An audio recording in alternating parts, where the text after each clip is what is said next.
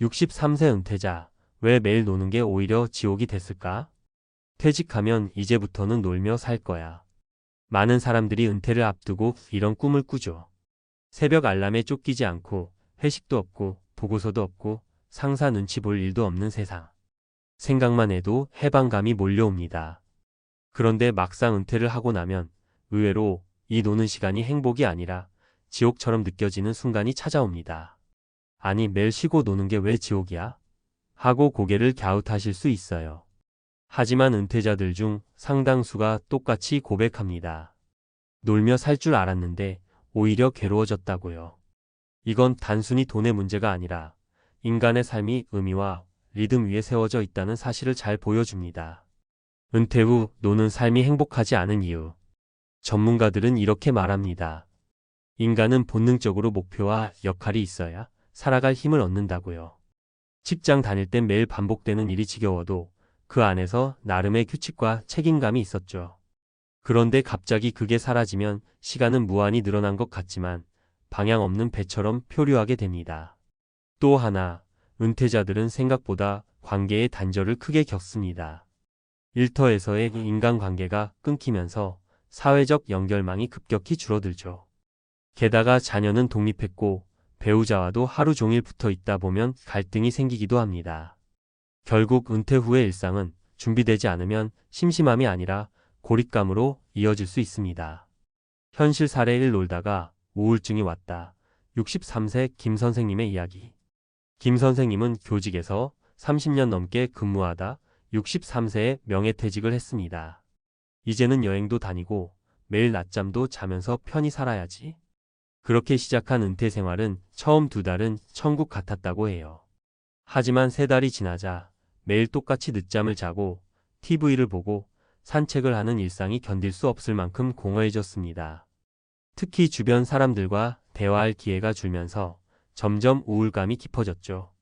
결국 정신과 상담을 받으면서 나는 아무 쓸모없는 존재가 된 게 아닐까 하는 자괴감에 눈물을 흘리기도 했습니다. 지금은 지역 도서관에서 아이들 독서 멘토로 봉사활동을 하며 조금씩 활력을 되찾고 있다고 합니다. 이 사례는 은퇴 후 할 일 없는 자유가 오히려 정신 건강을 위협할 수 있다는 걸 잘 보여줍니다. 현실 사례 2, 놀면서 돈만 샌다. 65세 부부의 고민. 서울에 사는 박 씨 부부는 남편이 62세에 퇴직하면서 큰 기대를 했습니다.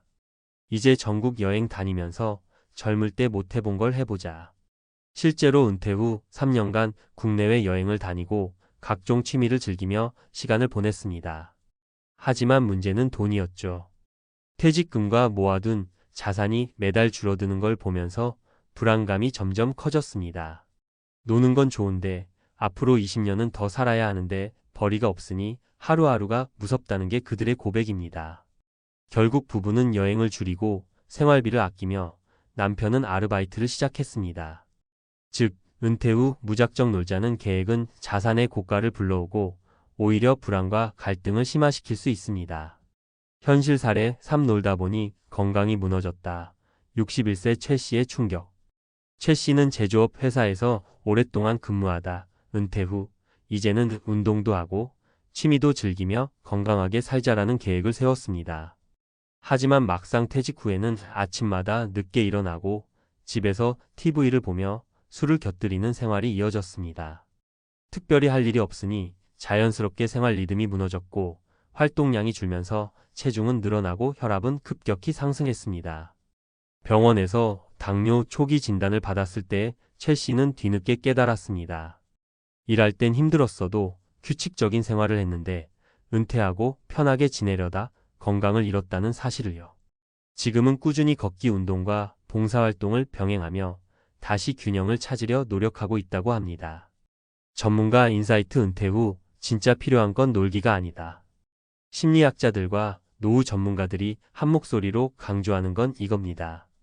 은퇴 후 필요한 건 단순한 여가가 아니라 의미 있는 활동이라는 사실이죠. 규칙적인 생활 리듬 유지. 매일 일정한 시간에 일어나고 적당한 목표를 세우는 게 중요합니다. 완전히 빈 시간이 아니라 작은 루틴이 있어야 정신적 안정이 찾아옵니다. 사회적 연결망 확장. 직장 동료와의 관계가 끝나면 새로운 관계를 만들어야 합니다.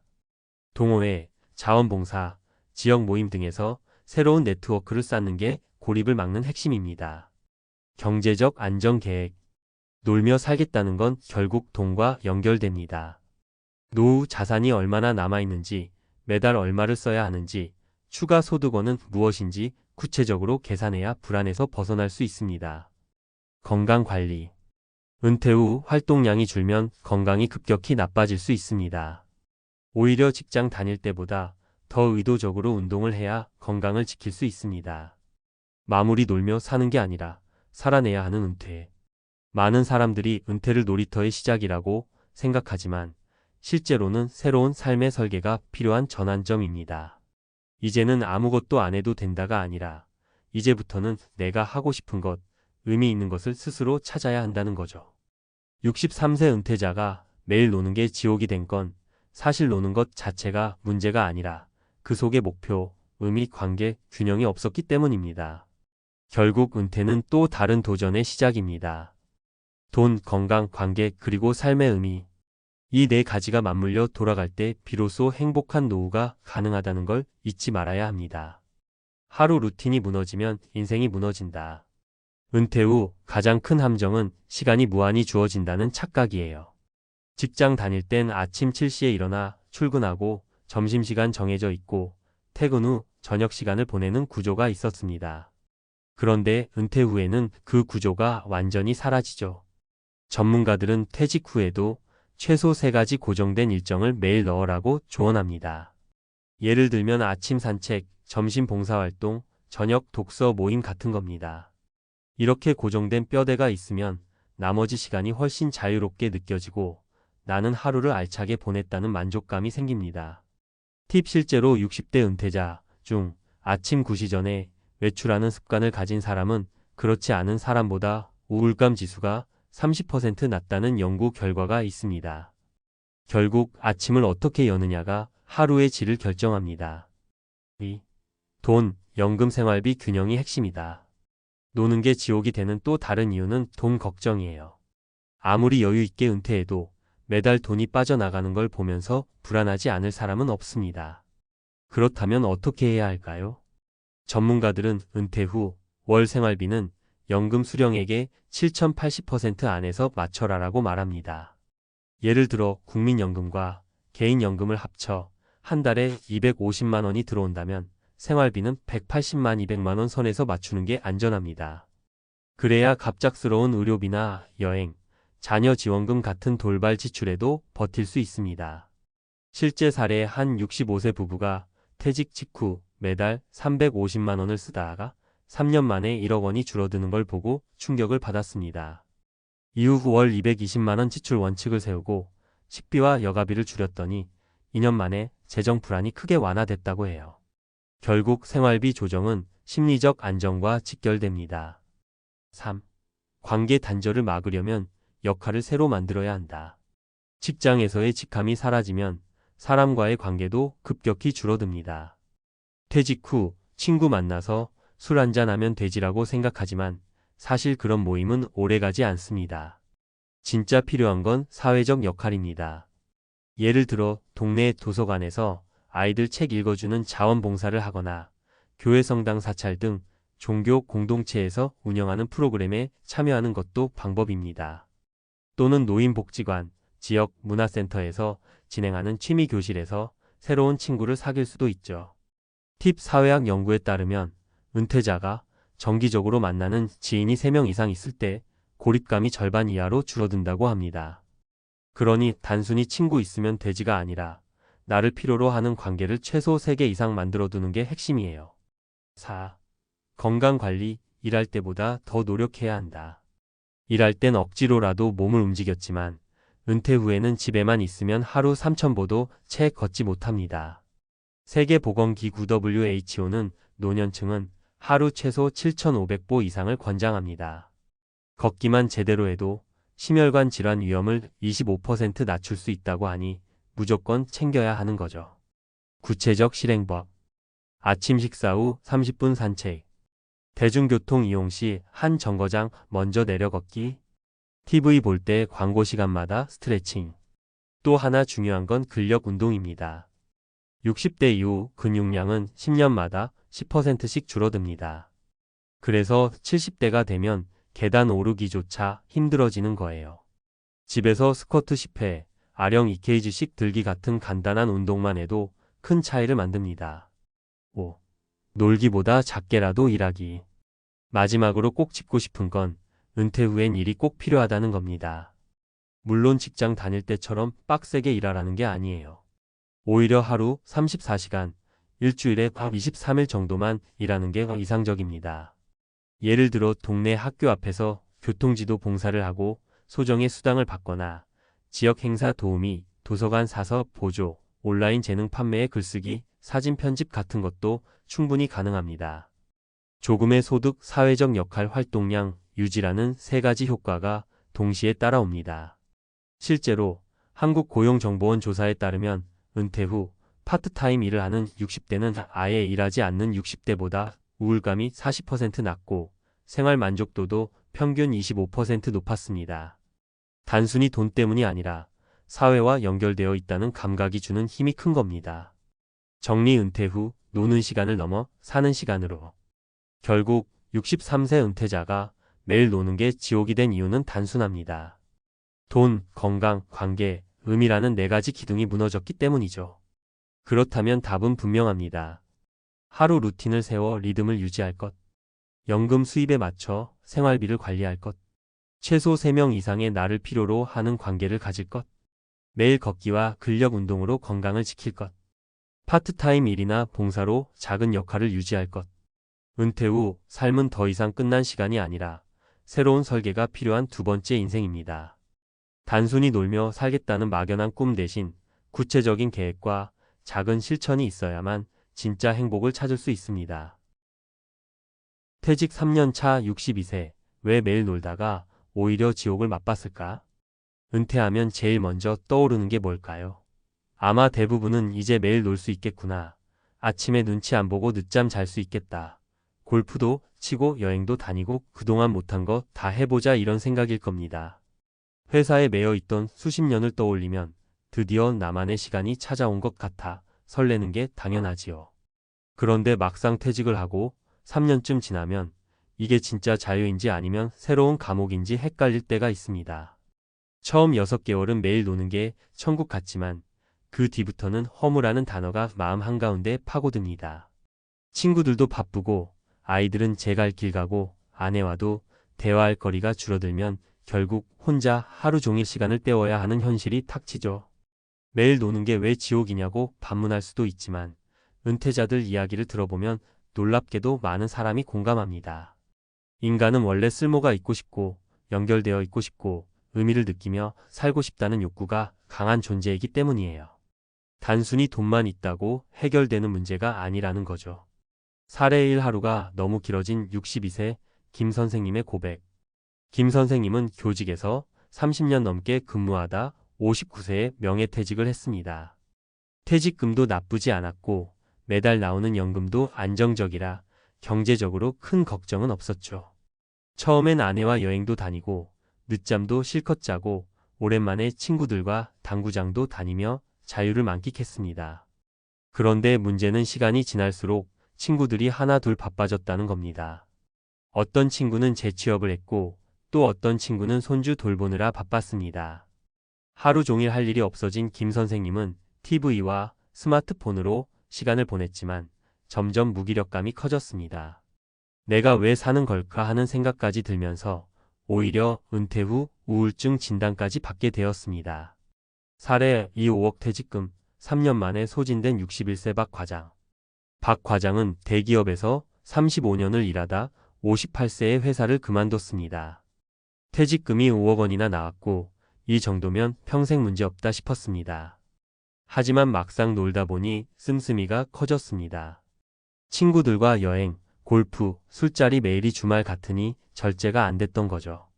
게다가 이제 돈 걱정 안 해도 된다는 마음으로 아이들 결혼 지원, 부모님 요양 비용 등을 대다 보니 3년 만에 통장이 거의 비게 되었습니다. 은퇴 생활이 자유가 아니라 경제적 불안이라는 또 다른 굴레가 된 겁니다. 결국 박 과장은 다시 일을 구하려 했지만 60대 초반의 이력서를 받아주는 곳은 많지 않았습니다. 사례 3 퇴직 후 부부 갈등이 심해진 63세 이 부부.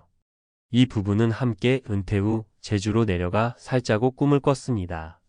매일 산책하고 텃밭 가꾸고 한가롭게 살면 행복할 줄 알았죠.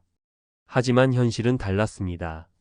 아내는 여전히 집안일과 생활 리듬을 유지하려 했지만 남편은 이제 회사도 없는데 왜 이렇게 바쁘게 살아야 하냐며 소파에 누워 하루 종일 TV만 보곤 했습니다.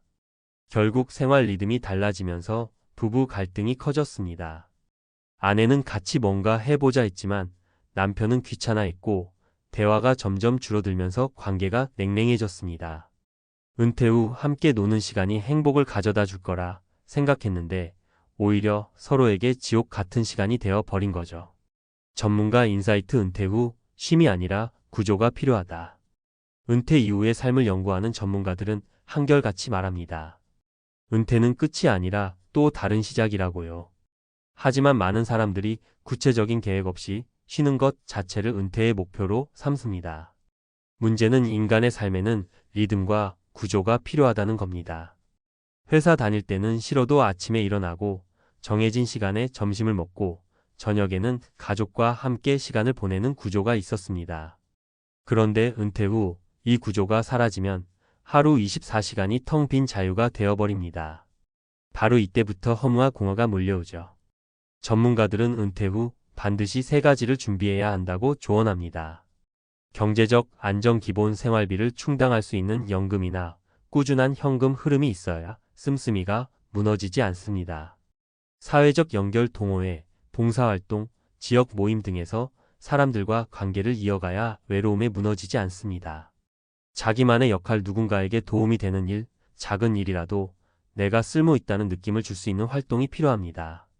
왜 매일 노는 게 지옥이 될까? 매일 노는 게 처음에는 자유 같지만 사실은 무의미의 다른 얼굴일 수 있습니다. 인간은 끊임없이 배우고 성장하고 싶어 합니다. 새로운 도전을 하지 않으면 결국 지루함과 허무에 갇히게 됩니다.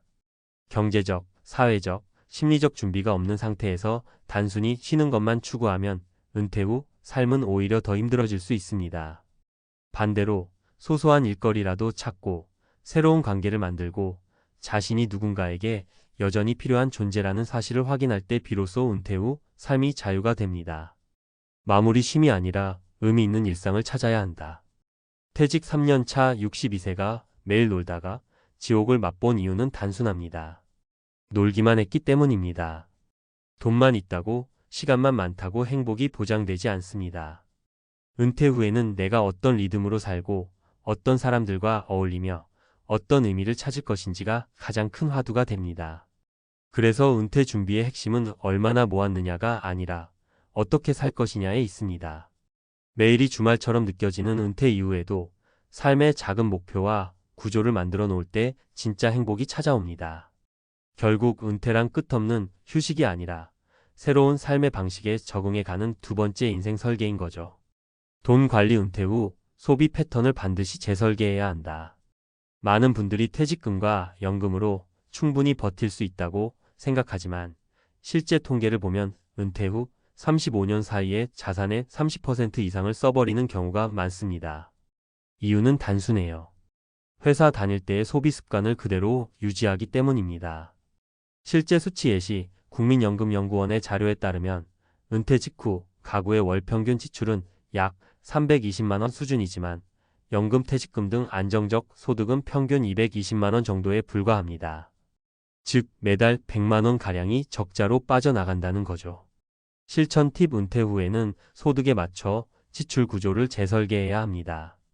가령 매달 들어오는 연금이 200만 원이라면 생활비도 200만 원 이내에서 설계해야 한다는 겁니다. 초반에 좀 즐기자며 과소비를 하면 3년 만에 통장이 텅 비는 건 순식간입니다. 특히 여행, 골프, 외식 같은 여가성 소비는 예산을 미리 정해두는 게 핵심입니다. 예를 들어 한 달 여가비는 30만 원이라고 선을 그어놓고 이를 지키는 습관을 들이면 훨씬 안정적으로 장기간 생활할 수 있습니다. 2. 시간 관리. 매일 일요일은 위험하다. 은퇴자 우울증의 공통적인 원인 중 하나가 바로 의미 없는 시간입니다. 회사 다닐 때는 억지로라도 리듬이 있었는데 은퇴 후에는 하루가 너무 길게 느껴지죠. 전문가 조언 은퇴 후에는 가짜 일과표라도 만들어야 합니다. 아침 기상 시간을 정하고 운동하는 날, 봉사활동하는 날, 독서하는 시간을 아예 일정처럼 넣어두는 겁니다. 실제 예시 63세 은퇴자는 월수금 아침엔 무조건 수영장, 화목은 도서관, 토요일은 지역 봉사라는 패턴을 만들어 우울증을 극복했습니다. 억지로라도 끌려 나가야 할 일이 있어야 정신이 살아난다는 게 그의 고백이었죠. 즉, 은퇴 후에도 일정표와 루틴을 만드는 게 마음 건강을 지키는 가장 효과적인 방법 중 하나입니다. 3. 사회적 연결 친구보다 새로운 관계가 중요하다. 많은 분들이 퇴직하면 옛날 친구들과 자주 만나면 된다고 생각합니다. 그런데 현실은 그렇지 않습니다. 친구들도 각자 일이 있거나 건강 문제로 예전처럼 자주 못 만나요. 결국 사람들과의 연결이 끊어지기 쉽습니다. 심리학적 연구, 미국 미시간대 연구에 따르면 60대 이상에서 사회적 고립은 조기 사망 위험을 29% 높인다고 합니다. 경제 문제보다도 외로움이 은퇴자의 삶의 질을 더 크게 갉아먹는다는 거죠. 실천 팁: 은퇴 후에는 기존 친구 관계를 붙잡는 것보다 새로운 커뮤니티를 만드는 것이 중요합니다. 동호회, 평생교육원 강좌, 교회 사찰 모임, 지역 도서관 프로그램 같은 곳이 좋은 예예요. 현실 사례: 62세 여성 은퇴자는 은퇴 후 그림 교실에 등록했는데 1년 만에 그림 친구들이 생기면서 삶이 활기를 찾았습니다. 이전 직장 친구들은 1년에 한두 번밖에 못 봤지만 새로운 친구들은 매주 얼굴을 보니 훨씬 든든하다고 했습니다. 4. 건강관리: 놀다 망한다는 건 과장이 아니다. 은퇴 직후에 이제 운동할 시간 많다며 방심하는 경우가 많습니다. 하지만 오히려 규칙이 사라지면서 건강이 더 나빠지는 경우가 많습니다. 현실 수치: 보건복지부 조사에 따르면 은퇴 5년 내에 고혈압, 당뇨 등 만성질환 발병률이 재직 중보다 20% 이상 높습니다. 그만큼 생활 리듬이 무너지면 건강이 급격히 나빠진다는 겁니다.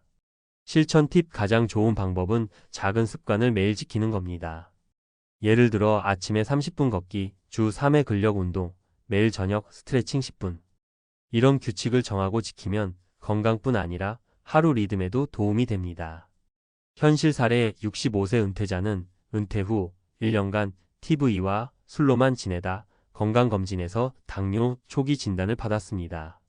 이후 매일 아침 2km 걷기를 2년째 꾸준히 이어오자 혈당 수치가 정상으로 돌아왔고 운동이 없으면 하루가 불안하다는 말까지 하게 되었습니다. 5. 은퇴 후 일자리 돈보다 쓸모를 위한 선택. 많은 분들이 은퇴 후 다시 일하는 걸 돈이 없어서 어쩔 수 없이라고 생각합니다. 하지만 실제로는 심리적 이유가 더 큽니다. 내가 여전히 누군가에게 필요하다는 느낌, 그리고 작은 소득이라도 스스로 벌어 쓴다는 자존감 때문입니다. 현실 수치: 고용노동부 자료에 따르면 60세 이상 재취업자의 월 평균 소득은 약 170만 원 수준입니다. 큰 돈은 아니지만 내가 번 돈으로 생활한다는 의미가 훨씬 크다고 하죠. 실천 팁: 전 직업과 관련된 단기 강의, 자문, 파트타임 일을 먼저 찾아보세요. 요즘은 배달, 경비, 택배 같은 육체 노동보다 온라인 상담, 블로그 글쓰기, 지역센터 강의 같은 지식 기반 일자리도 많습니다. 현실 사례: 64세 전직 엔지니어는 은퇴 후 동네 중학교에서 주 2회 과학 특강을 하며 월 60만 원을 받습니다. 돈은 크지 않지만 학생들이 선생님 덕분에 과학이 재미있어요 라고 말할 때 가장 큰 보람을 느낀다고 했습니다. 6. 은퇴 준비를 위한 구체적인 체크리스트. 마지막으로 지금 은퇴를 앞두고 있거나 이미 은퇴했더라도 늦지 않은 실천 리스트를 정리해 드릴게요. 월 생활비 한도 정하기, 연금이 자소일거리, 소득을 합친 만큼만 쓰는 습관, 가짜 일과표 만들기, 월수금 운동, 화목학습, 주말 봉사 등 스케줄화, 새로운 인간관계 확보, 평생교육원, 동호회, 봉사단체에 가입, 건강 루틴 확립, 매일 30분 걷기, 근력 운동, 정기검진 필수, 소일거리 일자리 탐색, 돈보다 쓸모 있음을 위해 작은 일이라도 도전. 정리하며 은퇴 후 삶이 지옥이 되느냐 아니면 제2의 황금기가 되느냐는 결국 구조를 얼마나 잘 짜느냐에 달려 있습니다. 돈은 줄어도 시간이 많아도 결국 삶을 움직이는 건 의미와 리듬입니다. 매일 노는 게 왜 지옥이냐는 질문에 대한 답은 명확합니다. 놀기만 하면 의미가 사라지기 때문입니다. 반대로 의미 있는 일상과 사람, 그리고 작은 도전을 만들어 간다면 은퇴 후 30년은 그 어떤 시간보다 풍요로운 시기가 될 수 있습니다. 놀며 살 줄 알았죠. 58세에 퇴사한 남자가 처절하게 후회한 사연. 은퇴를 앞둔 많은 사람들이 이런 꿈을 꿉니다. 회사만 나오면 아침에 늦잠 자고 여행 다니고 그동안 못했던 취미생활 하면서 하게 살 거야. 저 역시 퇴직하기 직전까지 그런 상상을 수없이 했습니다. 그런데 막상 회사를 그만두고 나와 보니 그 꿈은 생각보다 오래가지 않았습니다. 현실은 달콤한 상상과는 전혀 다른 얼굴을 하고 있더군요. 퇴직한 지 한 달쯤 되었을 때까지만 해도 정말 좋았습니다. 매일 알람 소리에 시달리지 않고 눈 뜨면 천천히 커피 내리고 친구들과 당구 치고 아내와 평일 낮에 영화도 보러 갔습니다. 아, 이게 자유구나 싶었죠. 하지만 2달, 3달, 그리고 반년이 지나자 이상한 공허감이 밀려왔습니다. 내가 왜 이렇게 무기력하지? 앞으로 뭐 하면서 살아야 하지? 라는 생각이 머리를 떠나지 않았습니다. 결국 58세에 회사를 나온 그 남자는 후회하기 시작했습니다. 놀며 살 줄 알았는데 놀수록 더 지쳐가고 있던 겁니다. 왜 이런 일이 생길까? 심리학자들은 은퇴 후 우울과 공허감의 가장 큰 원인으로 일상 구조의 붕괴를 꼽습니다. 30년 넘게 매일 아침 출근하고 누군가와 부딪히며 성과를 내던 삶이 하루아침에 사라지는 거죠. 단순히 일이 사라진 게 아니라 사회적 관계, 정체성, 심지어 시간 감각까지 같이 무너집니다. 경제적인 문제도 만만치 않습니다. 나는 퇴직금이 있으니까 괜찮아라고 쉽게 생각하지만 실제로는 고정 수입이 사라지자 돈의 소중함이 더 크게 느껴지고 언제 다 쓸까라는 불안이 계속 따라붙습니다. 특히 50대 후반에 조기 퇴직한 경우 국민연금 수령까지의 소득 공백기가 길어져 생활비 압박이 더 커집니다. 현실 사례 1. 58세 조기 퇴직 후 2년 만에 다시 아르바이트. 한 금융회사 부장은 58세에 명예퇴직을 선택했습니다. 당시 퇴직금으로 3억 가까이 받았고 아내와 둘이 사는 집도 무리 없이 유지할 수 있겠다 싶었습니다. 하지만 문제는 지출이었습니다. 평소 직장 생활을 할 때는 다음 달 월급이 보장돼 있었기에 씀씀이가 커도 걱정이 덜했지만 퇴직 후엔 매달 300만 원씩 생활비가 빠져나가는 게 너무 크게 느껴졌습니다. 결국 2년 만에 그는 대형 마트에서 계산원 아르바이트를 시작했습니다. 다시 돈을 벌기 위해서라기보단 나 자신이 쓸모없어지는 게 두려웠다는 게 그의 고백이었습니다. 현실 사례, 이 여행만 다니다가 우울증에 걸린 60세. 또 다른 사례는 60세 초반에 조기 은퇴한 분입니다. 퇴직 후 1년 동안은 부부가 해외여행을 자주 다녔습니다. 하지만 여행은 어디까지나 일상에서 잠시 벗어나기 위한 쉼이었지 그 자체가 삶의 답이 될 순 없었습니다. 돌아오면 다시 공허감이 몰려왔고 결국 우울증 진단까지 받게 되었습니다. 그는 이렇게 말했습니다. 일할 땐 매일이 바쁘고 힘들었지만 최소한 나라는 사람이 사회에서 필요하다고 느꼈다. 그런데 은퇴 후엔 그런 감각이 사라지니까 내가 투명 인간이 된 기분이었다. 현실 사례 3. 준비된 은퇴자의 차이. 반대로 잘 준비한 경우도 있습니다. 57세에 퇴직한 한 교사는 은퇴 직전부터 지역 도서관에서 자원봉사를 시작했습니다. 은퇴 후에는 정식으로 평생교육 강사 과정을 밟고 지금은 60대 초반이지만 매주 2번씩 어르신들에게 독서 토론을 지도합니다. 그는 경제적으로도 연금이 나오니 안정적이고 무엇보다 나를 필요로 하는 사람이 있다는 게 삶의 힘이 된다고 말합니다. 같은 은퇴라도 준비 여부에 따라 하늘과 땅 차이가 나는 거죠. 전문가, 인사이트 후회하지 않으려면 필요한 3가지. 경제적 계획. 퇴직금을 목돈으로 받는다고 해서 안심할 수는 없습니다. 전문가들은 적어도 은퇴 후 30년을 산다고 가정하고 매달 얼마를 써야 할지, 어떤 소득이 들어올지 반드시 시뮬레이션을 해봐야 한다고 말합니다. 단순히 퇴직금을 예금에 두는 게 아니라 생활비와 의료비를 고려한 현금 흐름 설계가 필요합니다. 사회적 관계 유지. 은퇴 후 가장 큰 위험은 고립입니다. 직장이라는 사회적 관계망이 사라지면 사람들은 빠르게 외로움과 무력감에 빠집니다. 동호회, 자원봉사, 지역 커뮤니티 활동 등을 통해 새로운 네트워크를 유지하는 게 중요합니다. 삶의 의미 찾기. 단순히 놀며 지낸다는 건 오래 갈 수 없습니다. 하루의 루틴과 목표가 있어야 합니다. 새로운 공부, 취미 혹은 파트타임 일이라도 좋습니다. 중요한 건 내가 여전히 성장하고 있다는 감각을 잃지 않는 겁니다. 마무리. 58세에 퇴사한 남자가 놀며 살 줄 알았다고 말한 건 결코 잘못된 생각은 아니었습니다. 누구나 오랜 직장 생활을 마치면 쉼을 갈망하니까요. 하지만 문제는 그 쉼이 영원히 이어지진 않는다는 것입니다. 쉼은 결국 또 다른 시작을 위한 잠깐의 휴식일 뿐 삶을 지탱하는 기반이 될 수는 없습니다. 은퇴 후 가장 큰 후회는 돈이 부족하다가 아니라 할 일이 없다는 데서 시작됩니다. 그래서 우리는 퇴직 전에 미리 돈보다 중요한 것을 준비해야 합니다. 내가 어떤 일을 할 때 즐거운지, 어떤 관계 속에서 살아가고 싶은지, 그리고 나를 필요로 하는 곳이 어디인지 말입니다. 혹시 지금 나도 은퇴하면 그냥 놀면서 살면 되지라고 생각하고 계신가요? 그렇다면 오늘이 바로 다시 계획을 세워야 할 날입니다. 그래야 58세의 그 남자처럼 처절한 후회를 하지 않을 수 있습니다. 은퇴 후 소득 공백기를 간과하지 말아야 한다. 많은 분들이 퇴직금과 저축으로 몇 년은 괜찮겠지라고 생각합니다. 하지만 현실은 그렇지 않습니다.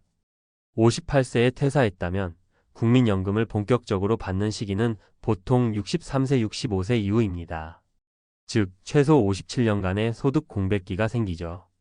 예를 들어 매달 생활비로 300만 원이 든다고 가정해 보겠습니다.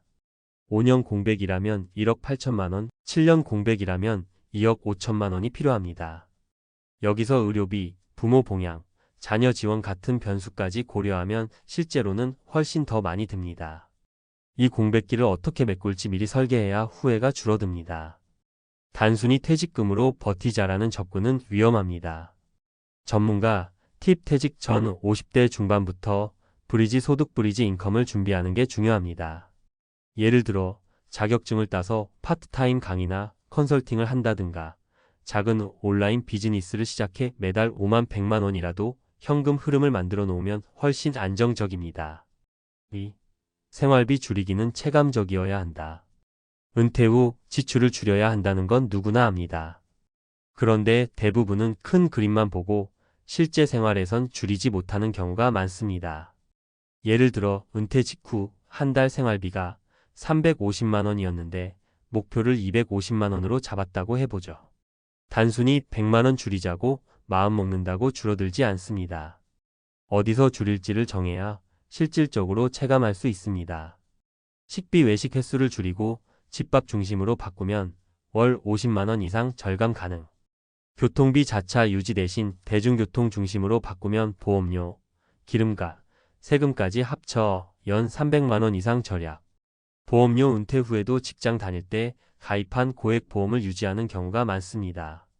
실제 필요 없는 특약을 정리하면 월 20만 원 절약 가능. 전문가, 팁 줄이기 힘들다고 느껴지는 항목일수록 소비 습관을 의도적으로 바꾸는 실험을 해보는 게 좋습니다.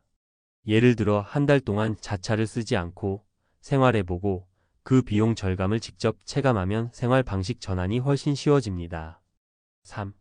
자산관리 퇴직금은 목돈이 아니라 현금 흐름이다. 퇴직금을 받으면 가장 먼저 드는 생각이 이 돈으로 집을 고치자, 사업 한번 해볼까? 입니다. 그런데 여기서 실패하는 경우가 정말 많습니다. 실제로 5억 퇴직금을 받아서 프랜차이즈 카페를 열었다가 3년 만에 전 재산을 날린 사례가 적지 않죠. 전문가들은 퇴직금을 목돈이 아닌 매달 생활비로 바꿔 쓰는 구조를 짜야 한다고 강조합니다. 예를 들어 퇴직금 3억 원을 단순 정기예금에 넣으면 이자율 3% 기준 연 900만 원, 즉 매달 75만 원 정도의 소득이 발생합니다. 여기에 국민연금 150만 원, 소액 임대 수입 50만 원이 더해지면 총 275만 원으로 생활이 가능합니다.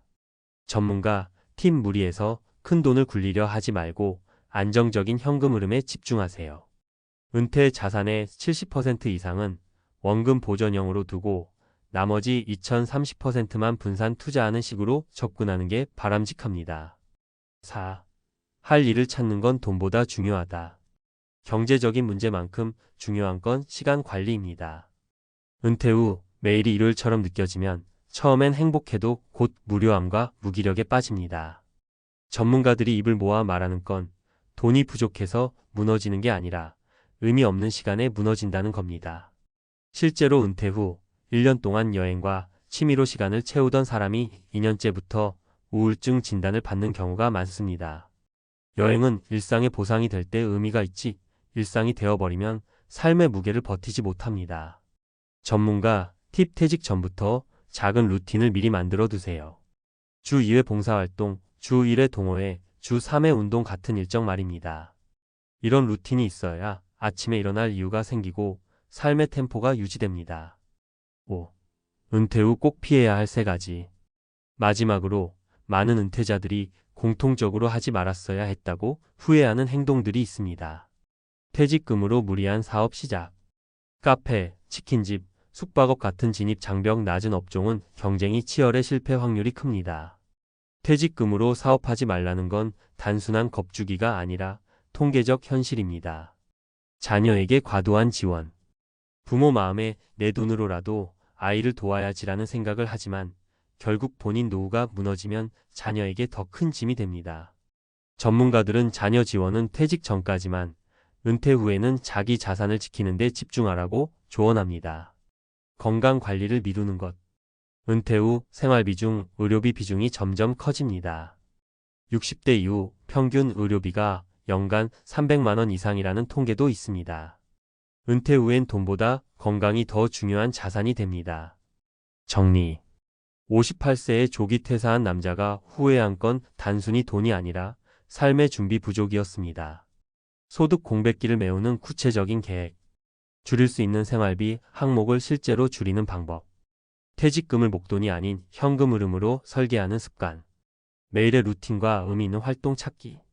이 4가지가 준비된 사람은 은퇴 후에도 무너지지 않습니다. 결국 은퇴는 내가 어떻게 쓸 것인가의 문제가 아니라 내가 어떻게 살 것인가의 문제입니다. 지금부터라도 작은 루틴을 만들고 생활비를 점검하고 소득 공백기를 채울 방법을 고민한다면 58세의 그 남자처럼 처절한 후회는 피할 수 있을 겁니다. 은행 지점장 자리 내려놓고 선택한 2번째 직업, 이유가 충격적입니다. 정년퇴직을 했다는 건 이제 편히 쉬라는 뜻일까요? 아니면 또 다른 시작을 준비하라는 신호일까요? 30년 넘게 한 은행에서 지점장을 지낸 김모 씨 65세는 퇴직식 날 그 질문을 스스로에게 던졌습니다. 꽃다발과 박수 속에서 퇴직을 축하받았지만 집에 돌아와 잠시 앉아 있으니 기쁨보다는 묘한 허전함이 몰려왔죠. 평생을 달려왔는데 이제 달릴 길이 없어진 듯한 공허함. 그는 그 순간 깨달았습니다. 정년은 마침표가 아니라 쉼표일 뿐이라는 사실을요. 많은 사람들이 은퇴하면 이제 놀면서 살아야지라고 생각합니다. 하지만 막상 퇴직을 맞이한 사람들의 현실은 다릅니다. 하루 이틀은 늦잠도 자고 여행도 다니지만 시간이 길어질수록 마음이 불안해지죠. 돈이 문제일 수도 있고 무엇보다 내가 쓸모있는 존재인가? 하는 질문 앞에 흔들리게 됩니다. 김 지점장 역시 마찬가지였습니다. 노후 자금은 준비해 두었지만 인생 2막을 어떻게 살아야 할지 막막했던 거죠. 왜 퇴직자들은 2번째 직업을 찾을까? 은퇴 후 새로운 일을 시작하는 사람들의 이유는 다양합니다. 경제적인 이유가 가장 큰 비중을 차지하지만 사실 그보다 더 본질적인 건 삶의 의미입니다. 직장 생활 동안 우리는 직함과 역할로 살아갑니다. 그런데 퇴직과 동시에 그 모든 게 사라지면 정체성의 공백이 생깁니다. 전문가들은 이를 역할 상실 증후군이라고 부릅니다. 오랫동안 해온 역할이 갑자기 사라지면 자신을 증명할 무대도 함께 사라지는 거죠. 그래서 이를 단순히 돈벌이가 아닌 존재감을 회복하는 도구로 찾는 경우가 많습니다. 김 지점장이 선택한 2번째 직업 역시 단순히 생활비 때문이 아니었습니다. 그는 이렇게 말합니다. 돈은 어느 정도 준비해 놨습니다. 하지만 아침에 일어나 오늘 할 일이 없다는 게 너무 힘들더군요. 그래서 다시 일을 찾았습니다. 일하는 게 저한테는 삶의 에너지를 주더라고요. 전문가의 시각, 은퇴 후 일의 의미. 은퇴 후 일을 다시 시작하는 건 결코 실패의 신호가 아닙니다. 오히려 성공적인 노후 전략으로 보는 게 맞습니다. 첫째, 경제적 안정을 더 오래 유지할 수 있습니다. 국민연금과 퇴직연금만으로는 부족한 경우가 많죠. 월 100만 원만 추가 소득이 있어도 자산이 10년은 더 버티는 효과가 생깁니다. 둘째, 사회적 연결망을 유지할 수 있습니다. 일을 하면 사람을 만나고 교류하면서 외로움과 고립감을 줄일 수 있습니다. 은퇴자의 우울증 상당수가 고립에서 시작된다는 점을 떠올려야 합니다. 셋째, 건강 유지에 도움이 됩니다. 규칙적으로 몸을 움직이고 정신적으로 긴장감을 유지하는 게 치매 예방에도 효과적이라는 연구가 있습니다. 결국 은퇴 후 일을 찾는 건 생존을 넘어 삶의 질을 높이는 투자라고 볼 수 있습니다. 현실 사례 1. 은행 지점장의 선택. 앞서 이야기한 김 전 지점장은 퇴직 후 지역 신협의 재무 컨설턴트로 다시 일을 시작했습니다. 월급은 예전의 절반도 안 됐지만 그는 돈이 아니라 뿌듯함 때문에 간다고 말합니다. 매일 아침 출근할 곳이 있다는 게 삶의 활력을 주고 후배 직원들에게 경험을 전해줄 수 있다는 게 큰 보람이 된다고 하죠. 처음엔 주변에서 왜 굳이 다시 일을 하느냐, 그냥 쉬어라라는 말도 많았지만 1년이 지난 지금 그는 더 건강해지고 활력이 넘친다고 합니다. 현실 사례, 이 58세에 퇴직한 교사의 두 번째 교단. 또 다른 사례로 58세에 조기 퇴직한 중학교 교사 이 씨는 은퇴 후 작은 학원 강사로 일하고 있습니다. 처음에는 단순히 생활비를 위해 시작했지만 학생들을 가르치다 보니 예전 직장 시절보다 훨씬 자유롭고 즐겁다고 합니다. 그는 은퇴가 아니라 새로운 형태의 교직 생활을 이어가는 거라 생각한다며 그 덕분에 경제적 정서적 안정감을 동시에 얻고 있다고 고백합니다. 현실 사례 3. 62세 자영업자의 전환. 세 번째로 62세의 음식점을 정리한 박 씨는 아예 다른 길을 택했습니다. 그는 지역 사회복지관에서 시니어 돌봄 활동가로 일하게 됐습니다.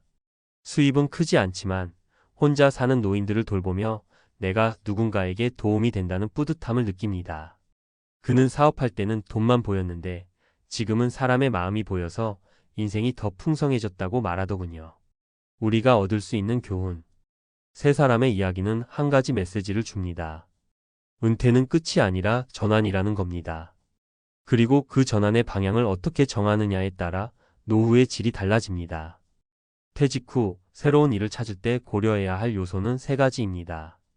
경제성 수입이 크지 않아도 최소한 생활비의 일부를 충당할 수 있어야 합니다. 적합성 자신의 경험, 건강 상태, 성향에 맞아야 장기적으로 지속 가능합니다. 보람, 단순히 돈벌이가 아니라 존재 의미와 즐거움을 줄 수 있는 일이어야 합니다. 전문가들은 특히 체력과 사회적 네트워크가 남아있는 60대 초반이 제2의 일을 시작하기 가장 좋은 시기라고 조언합니다. 준비 없이 몇 년을 놀다가 다시 일을 찾으려 하면 체력과 기회가 동시에 줄어든다는 거죠. 마무리 은퇴 없는 삶. 김 전 지점장의 말이 기억에 남습니다. 정년퇴직은 했지만 저는 은퇴하지 않았습니다. 은퇴라는 건 결국 마음의 문제 같아요. 하고 싶은 일, 의미 있는 일이 있으면 그게 곧 인생 이막의 시작 아닐까요? 100세 시대의 은퇴는 선택이 아니라 재설계입니다. 단순히 오래 사는 게 중요한 게 아니라 어떻게 살아내느냐가 관건이죠. 편안함만 줬다가 무료함에 갇힐 수도 있고 조금 더 도전하며 새로운 의미를 찾을 수도 있습니다. 결국 정답은 각자의 선택에 달려 있습니다. 은퇴 후 두 번째 직업, 현실적인 준비 가이드? 퇴직 후 나도 다시 뭔가 일을 해볼까? 라는 생각은 누구나 합니다. 하지만 막상 시작하려고 하면 고민이 많아지죠. 무슨 일을 할 수 있을까? 건강은 괜찮을까? 수입은 얼마나 될까? 같은 질문에 쉽게 답하기 어렵습니다.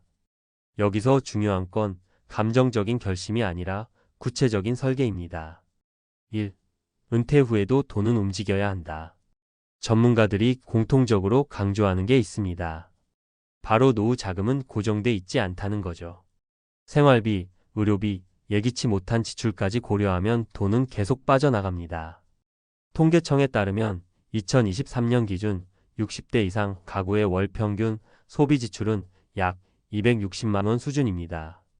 여기서 건강보험료나 의료비가 더해지면 부담은 훨씬 커지죠.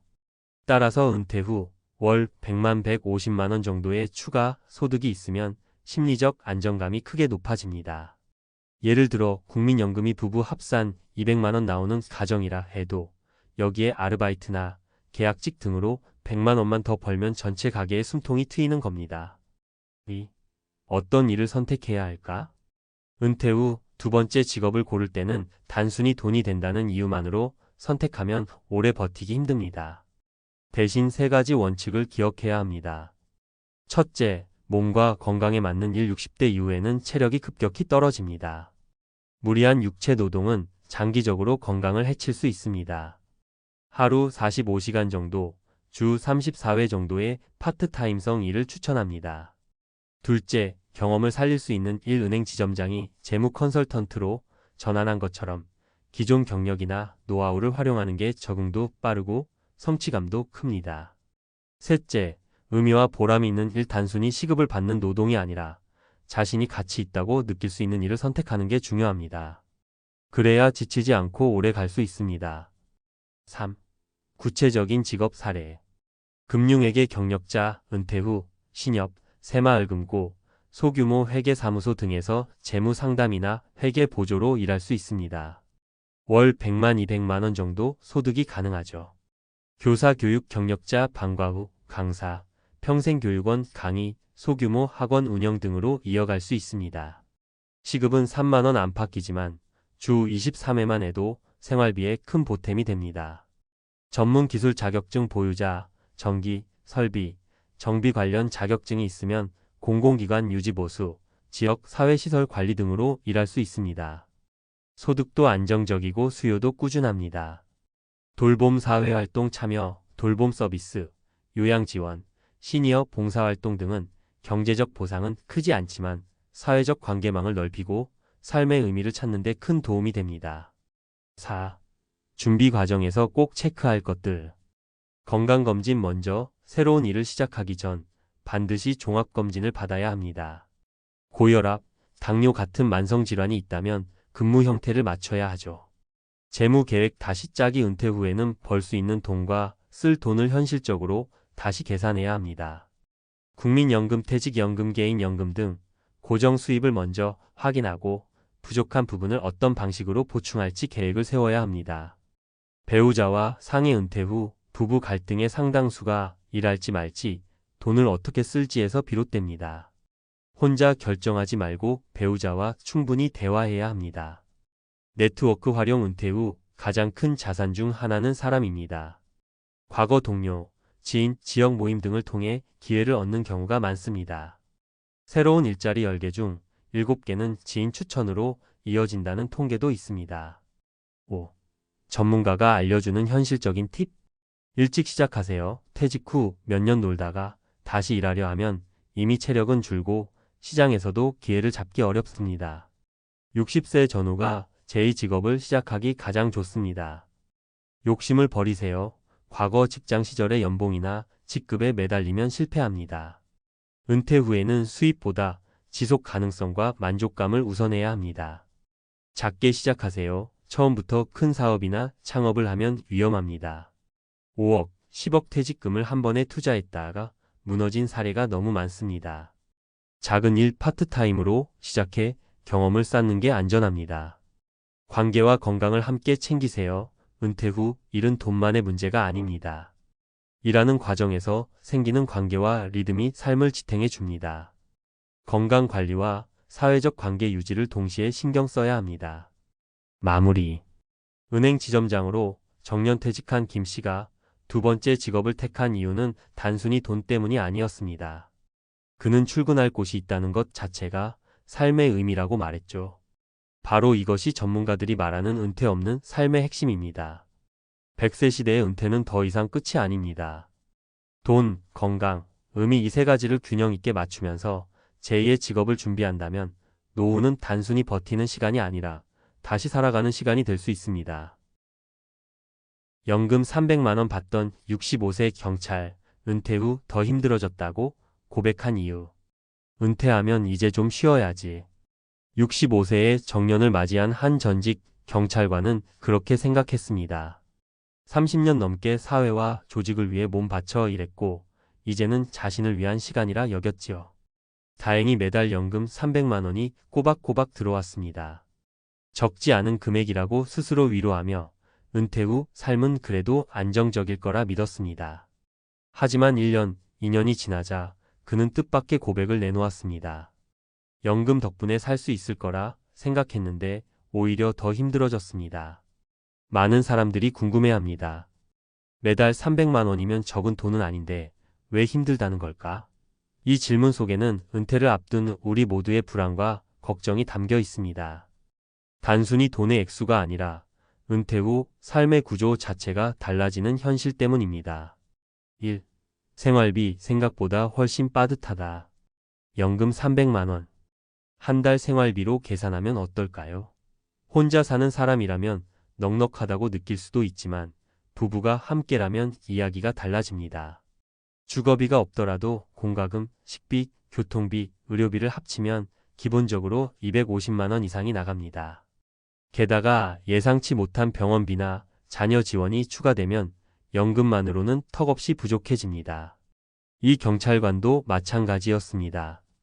은퇴 후 시간이 많아지면서 오히려 지출이 늘었습니다.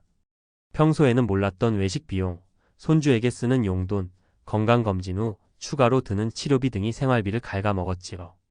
결국 연금 300만 원은 안정이 아니라 빠듯한 생존 비용에 가까웠습니다. 2. 일이 사라진 후의 공허감. 경제적인 문제보다 더 힘든 건 사실 따로 있었습니다. 매일 출근해 동료들과 함께 긴장 속에서 일하던 시간이 사라지자 하루하루가 텅 빈 듯 느껴진 겁니다. 경찰이라는 직업은 사회적 의미와 자부심이 강한 직종입니다. 하지만 은퇴와 동시에 그 정체성이 사라졌습니다. 그는 처음 몇 달간은 친구들과 모임을 다니며 버텼습니다. 하지만 시간이 지나면서 다들 각자의 사정으로 모임이 줄었고 어느 순간 집에서 TV만 보며 하루를 보내는 일이 늘었습니다. 내가 더 이상 필요 없는 사람인가? 라는 생각이 머리를 스치면서 경제적인 불안보다 더 큰 정신적 허탈감이 찾아왔습니다. 3. 은퇴 후 돈의 속도가 달라진다. 전문가들은 은퇴 후 가장 무서운 게 돈의 속도라고 말합니다. 현역 시절에는 수입이 있으니 지출을 해도 다시 채워 넣을 수 있습니다. 하지만 은퇴 후에는 고정 수입이 줄어들고 연금 외에는 돈이 들어오는 길이 없습니다. 그런데도 지출은 계속 늘어납니다. 이 경찰관도 처음에는 연금이 나오니까 괜찮다고 안심했지만 시간이 지나면서 불안이 커졌습니다. 혹시 큰 병이라도 걸려 수천만 원이 나가면 어떻게 할까? 지금도 빠듯한데 물가가 더 오르면? 불확실성이 삶을 잠식하기 시작했습니다. 현실적인 사례 3가지. 사례 1. 의료비가 가장 큰 복병이더라. 한 67세 은퇴자는 당뇨 합병증으로 매달 약값만 30만 원이 나갔습니다. 젊을 때는 몰랐는데 은퇴 후 건강이 무너지면서 병원비가 생활비의 절반을 차지했습니다. 연금이 280만 원이었지만 의료비와 생활비를 감당하고 나니 저축은커녕 빚까지 생겼습니다. 사례 2. 손주 용돈이 이렇게 부담될 줄은. 70세 할아버지는 손주들에게 용돈과 선물을 챙기다 보니 예상치 못한 지출이 매달 50만 원 이상 늘어났습니다. 자녀 세대도 경제적으로 여유롭지 않다 보니 오히려 부모 세대가 손주를 돌보는 구조가 반복되었습니다. 그는 이렇게 말했습니다. 내 연금은 결국 손주 교육비로 다 나가더라. 사례 3. 일이 없으니 몸도 마음도 무너졌다. 퇴직 후 2년간 아무 일도 하지 않은 64세 남성은 우울증 진단을 받았습니다. 직장 시절에는 매일 일정이 있었지만 은퇴 후에는 하루 종일 소파에 앉아 시간을 보내는 게 일상이 됐습니다. 결국 그는 지역 사회 프로그램을 찾아다니며 겨우 활력을 되찾았다고 합니다. 연금보다 더 중요한 건 내가 뭔가에 참여한다는 느낌이더라는 고백이 뒤따랐습니다. 전문가 인사이트 은퇴 후 3대 생존 전략. 연금만 믿지 말고 보조 수입원을 마련하라. 은퇴 전문가들은 연금만으로는 생활이 안정되기 어렵다고 입을 모읍니다. 작게라도 꾸준히 들어올 수 있는 수입을 만들어야 합니다. 프리랜서 일, 시간제 근로, 작은 임대 소득 같은 것들이 대표적입니다.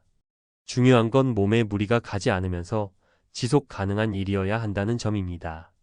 의료비 대비가 곧 은퇴 준비의 핵심이다. 노후 가계의 가장 큰 지출은 의료비입니다. 특히 70세 이후 의료비가 급격히 늘어납니다.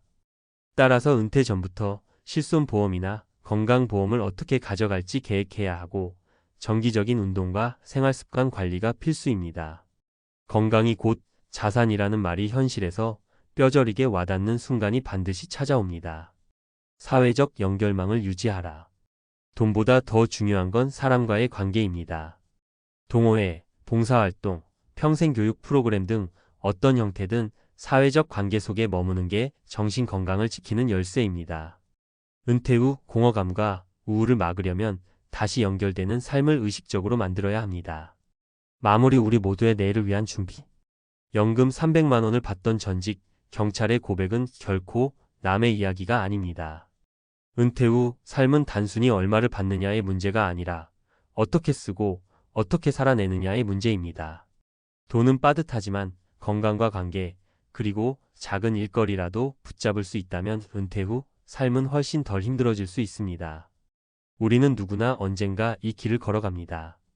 그때 왜 이렇게 힘들까라고 후회하지 않으려면 지금부터 돈의 속도, 건강의 무게, 관계의 소중함을 다시 점검해야 할 때입니다. 결국 은퇴 준비란 연금을 넘어 삶의 구조를 새롭게 짜는 작업이니까요. 연금 300만 원, 실제 체감은 200만 원 남짓? 우리가 흔히 말하는 연금 300만 원은 세전 금액인 경우가 많습니다.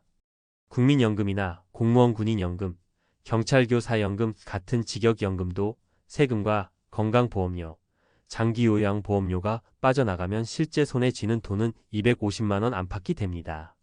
여기에 자녀 지원이나 예상치 못한 지출이 더해지면 체감상 남는 돈은 200만 원 정도에 불과하다는 게 현실입니다. 예를 들어 부부가 월 270만 원 정도의 순연금을 받는다고 가정해 봅시다. 관리비, 전기, 가스, 통신비 등 고정비로 50만 원, 식비로 최소 80만 원, 교통비, 잡비로 30만 원, 의료 비약값으로 40만 원 이상. 이렇게 기본적인 항목만 더해도 벌써 200만 원을 훌쩍 넘깁니다. 그러니 연금만 있으면 괜찮다는 생각은 상당히 위험한 착각이 될 수 있습니다. 의료비 대비는 반드시 이중 장치가 필요하다. 노후 지출의 가장 큰 복병은 의료비입니다. 통계청 자료를 보면 65세 이상 가구의 월 평균 의료비 지출은 약 38만 원이지만 큰 병이 생기면 단숨에 수백만 원이 나갑니다. 여기서 전문가들이 강조하는 건 이중 안전장치입니다.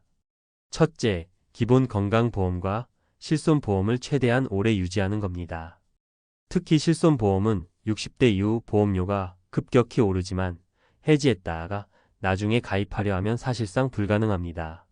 둘째, 건강관리 습관을 재정비해야 합니다. 운동은 비용이 거의 들지 않지만 나중에 병원비를 수천만 원 아낄 수 있는 최고의 투자입니다. 실제로 고혈압이나 당뇨를 꾸준히 관리한 사람은 그렇지 않은 사람보다 평균 30% 이상 의료비 지출이 적다는 연구도 있습니다. 3. 작은 수입원이 노후의 숨통을 틔운다. 연금 외의 추가 수입은 선택이 아니라 사실상 필수입니다. 많은 은퇴자들이 한 달에 50만 원만 더 있으면 숨통이 트인다고 말합니다. 예를 들어 아파트 주차 관리나 단지 내 순찰 업무는 60대 이상에게 안정적인 소득원이 될 수 있습니다. 월 80만 120만 원 수준입니다. 지자체에서 운영하는 노인 일자리 사업은 월 30만 40만 원이지만 사회적 관계를 유지하는 효과까지 줍니다. 본인의 경력을 활용해 시간제 강사나 컨설팅을 하는 경우 월 50만 100만 원 정도의 추가 수입을 기대할 수 있습니다. 핵심은 몸을 혹사시키지 않으면서 지속 가능한 일을 찾는 겁니다. 단기적으로 큰 돈을 벌려고 무리하면 오히려 건강을 해치고 의료비로 다 나갈 수 있습니다. 4. 은퇴 후 지출 구조는 생활비 예비비로 나눠라. 전문가들이 공통적으로 강조하는 게 바로 지출 관리입니다. 단순히 아끼자가 아니라 구조를 바꿔야 합니다. 생활비 고정비 매달 반드시 필요한 돈. 연금에서 우선적으로 충당해야 함. 예비비 변동비 여행, 경조사, 손주 용돈, 의료비 같은 유동적 지출. 별도의 통장으로 관리하는 게 좋음. 실제로 은퇴 후 부부 생활비를 안정적으로 유지하는 가구는 대부분 생활비 통장과 예비비 통장을 구분했습니다. 이렇게 하면 충동적 지출을 막을 수 있고 매달 어디에 얼마나 쓰는지 한눈에 파악할 수 있습니다. 5. 관계와 취미, 돈 못지않게 중요한 준비. 경제적인 면만큼 중요한 게 사회적 연결망입니다. 은퇴자들이 흔히 빠지는 함정이 집에서만 보내다 보니 우울해졌다는 겁니다. 실제로 60대 이후 우울증 환자 비율이 꾸준히 늘고 있다는 건 단순히 정신건강 문제가 아니라 은퇴 구조의 문제이기도 합니다. 취미활동 돈이 크게 들지 않아야 꾸준히 유지할 수 있습니다. 등산, 동네 도서관 모임, 공방 체험 같은 저비용 활동이 효과적입니다. 봉사활동 무료 급식소, 지역 복지관 같은 곳에서 봉사하면 사회적 자존감과 인간관계를 동시에 얻을 수 있습니다. 배움 평생교육원이나 온라인 강좌는 저렴한 비용으로 새로운 사람을 만나는 통로가 됩니다. 전문가들이 입을 모아 말하는 건 경제적 여유가 조금 부족해도 관계망과 취미가 있으면 은퇴 후 삶이 훨씬 건강하다는 겁니다. 6. 은퇴 준비 체크리스트 실천 팁. 마지막으로 지금 당장 확인해 볼 수 있는 체크리스트를 드리겠습니다. 내 연금 실수령액 세금 보험료 제외 후를 정확히 확인했는가? 부부 기준 최소 생활비와 예비비를 구분해 계산했는가? 의료비 대비를 위해 실손보험과 건강보험 유지 방안을 검토했는가? 매달 3,050만 원 이상의 추가 수입원을 찾을 수 있는 방법을 모색했는가? 은퇴 후에도 유지할 수 있는 취미사회적 활동을 2개 이상 확보했는가? 이 5가지만 제대로 준비해도 은퇴 후 삶의 무게는 훨씬 가벼워집니다. 마무리. 결국 65세 전직 경찰이 연금 300만 원으로는 힘들다고 고백한 이유는 단순히 돈이 부족해서가 아닙니다. 돈의 구조, 의료비, 사회적 관계, 삶의 리듬까지 모두 얽혀 있기 때문이죠. 연금은 기본 안전망일 뿐 진짜 은퇴 준비는 지출 구조를 다잡고 작은 수입원을 확보하며 건강과 관계를 챙기는 것입니다. 우리에게 필요한 건 큰 욕심이 아니라 오래 지속할 수 있는 현실적인 균형입니다. 퇴직금 5억, 은퇴 후 10년 만에 다 사라진 이유. 이제 회사도 다 끝났고 퇴직금 5억이면 평생 먹고 살겠지. 많은 분들이 은퇴를 앞두고 이렇게 속으로 안도합니다. 오랜 세월 땀 흘려 모은 퇴직금, 숫자만 놓고 보면 웬만한 집 한 채 값에 해당하니 넉넉해 보이기도 합니다. 하지만 현실은 전혀 다르죠. 5억이 결코 작은 돈은 아니지만 은퇴라는 긴 여정을 놓고 보면 의외로 짧은 시간 안에 사라질 수 있습니다. 퇴직 후 첫 몇 년은 여유롭다는 착각 속에서 지갑이 쉽게 열립니다. 매일 출근하지 않아도 되니 마음은 한결 가볍고 오랫동안 미뤄둔 여행을 다니며 소비가 늘어나죠. 그런데 문제는 생활비와 예상치 못한 지출입니다. 은퇴 후 2030년은 거뜬히 살아야 하는데 돈이 들어오는 건 줄어들고 나가는 건 오히려 늘어나니까요. 전문가의 시각, 왜 돈이 이렇게 빨리 줄어들까? 첫째, 고정지출의 과소평가입니다. 많은 은퇴자들이 집만 있으면 생활비는 크게 안 든다고 생각합니다. 하지만 실제로는 관리비, 식비, 통신비, 교통비, 보험료 등 기본적으로 매달 빠져나가는 돈이 최소 250만 원 이상 됩니다. 여기에 의료비나 부모 자녀 지원금이 더해지면 한 달 300만 원 이상은 순식간이죠. 둘째, 예상치 못한 큰돈 지출입니다. 차량 교체, 자녀 결혼집 마련 지원, 본인이나 배우자의 병원비 등은 갑자기 수천만 원 단위로 지출됩니다. 퇴직금이 한순간에 줄어드는 건 대부분 이런 이벤트 때문입니다. 셋째, 투자 실패입니다. 가만히 놔두면 줄어들 테니 굴려야 지라는 생각에 무리한 투자에 나섰다가 원금이 크게 줄어드는 경우가 많습니다. 은퇴자들의 투자 실패 사례는 끊임없이 나오고 이 또한 퇴직금 소멸의 가장 흔한 원인 중 하나입니다. 현실 사례 1. 5억 퇴직금, 자녀 지원에 다 쓴 63세 어씨. 어씨는 대기업에서 30년을 근무하고 62세에 퇴직했습니다. 손에 쥔 퇴직금은 약 5억 원. 이제는 여유 있게 살자는 생각으로 서울 아파트를 유지하며 생활을 시작했죠. 그런데 자녀 둘의 결혼 비용으로 각각 1억 원 가까이 지출했고 신혼집 전세 자금 보태주느라 추가로 1억 원을 썼습니다. 여기서 이미 절반이 나갔습니다. 남은 돈으로는 생활비와 의료비를 감당하기 버거웠습니다. 특히 아내가 지병으로 매달 약 100만 원 가까운 약값이 들면서 현금 흐름은 더 빠듯해졌습니다. 결국 은퇴 후 10년이 채 되기도 전에 퇴직금은 바닥을 드러냈고 현재는 국민연금 180만 원으로 근근히 버티며 생활하고 있습니다. 현실 사례, 이 여행과 소비에 집중하다 무너진 60대 부부. B씨 부부는 은퇴하면 전 세계 여행을 다녀보자는 꿈을 갖고 있었습니다. 퇴직 후 5억 원의 목돈을 손에 쥐자마자 매년 해외여행을 다녔고 비즈니스석 항공권과 고급 호텔도 마다하지 않았습니다. 그 결과 5년 만에 2억 원이 사라졌습니다. 처음엔 조금 줄이면 되겠지 했지만 생활 패턴은 쉽게 줄어들지 않았습니다. 월 400만 원 이상을 쓰다 보니 10년 차에 이르러선 남은 자산이 거의 없어졌습니다. 은퇴 초기의 즐거운 시간이 노후 전체를 위협하게 된 겁니다. 지금은 여행 대신 아르바이트로 생활비를 벌어야 하는 상황에 놓였습니다. 현실 사례 3. 투자 실패로 무너진 65세 C씨. C씨는 퇴직금 5억을 은행에만 두는 게 아깝다고 생각했습니다.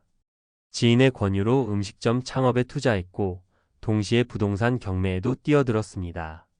하지만 경험 부족과 경기 침체가 겹쳐 음식점은 3년 만에 폐업, 부동산은 팔리지도 않고 가격이 내려앉았습니다. 손실 규모는 약 3억 원.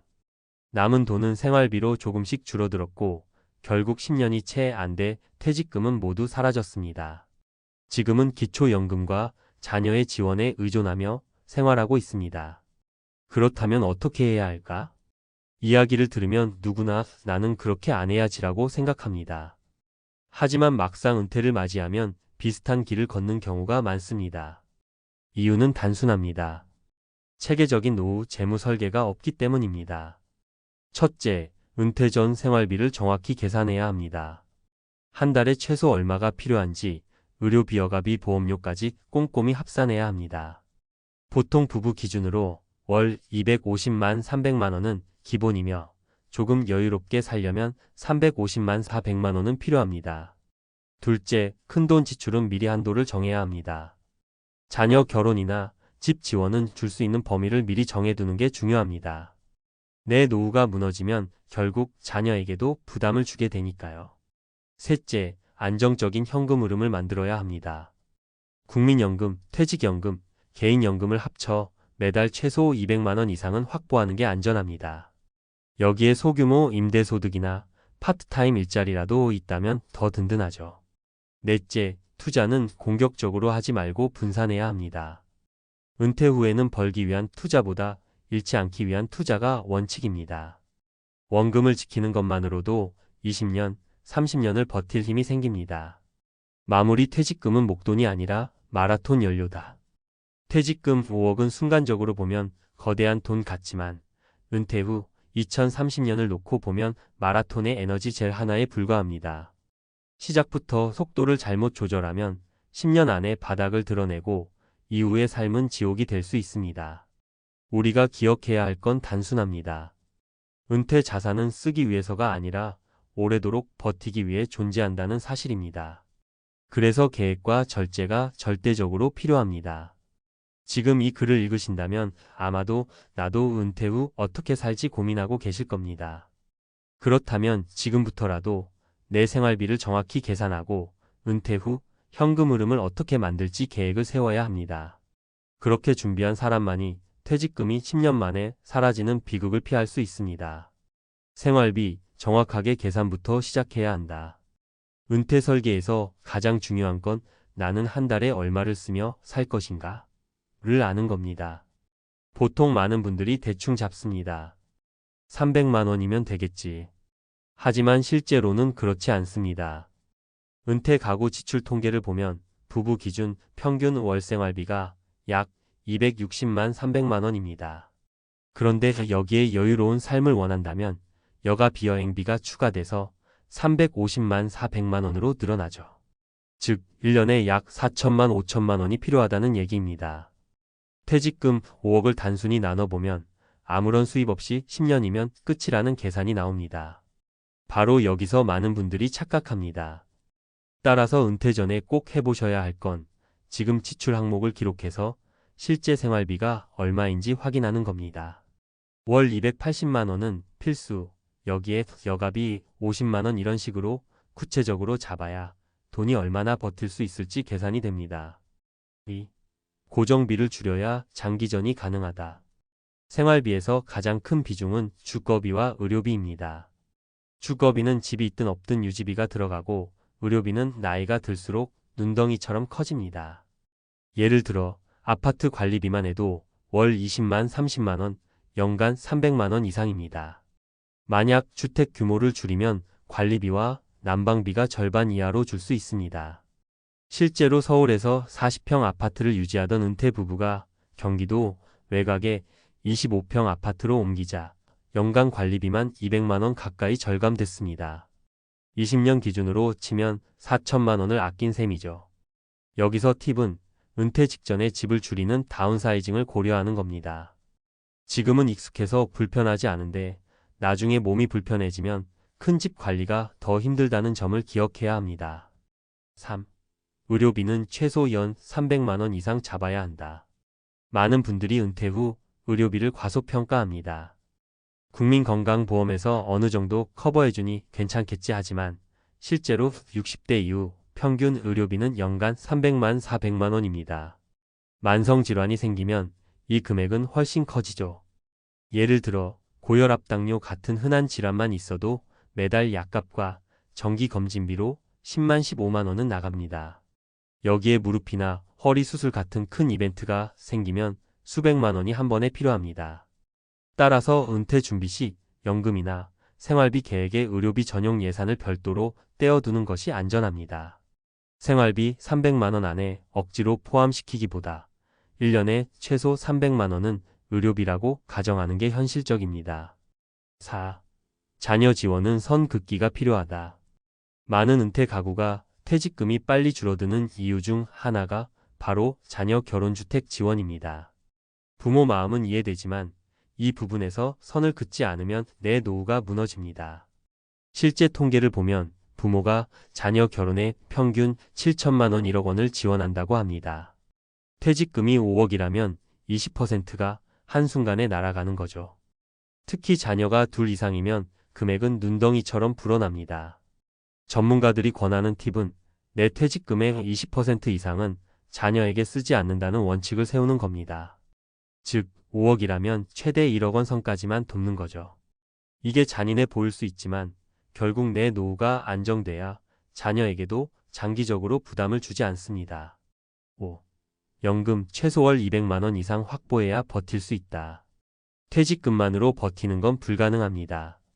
결국 관건은 꾸준한 현금 흐름입니다. 그래서 국민연금, 퇴직연금, 개인연금을 합쳐서 월 최소 200만 원 이상을 확보하는 게 중요합니다.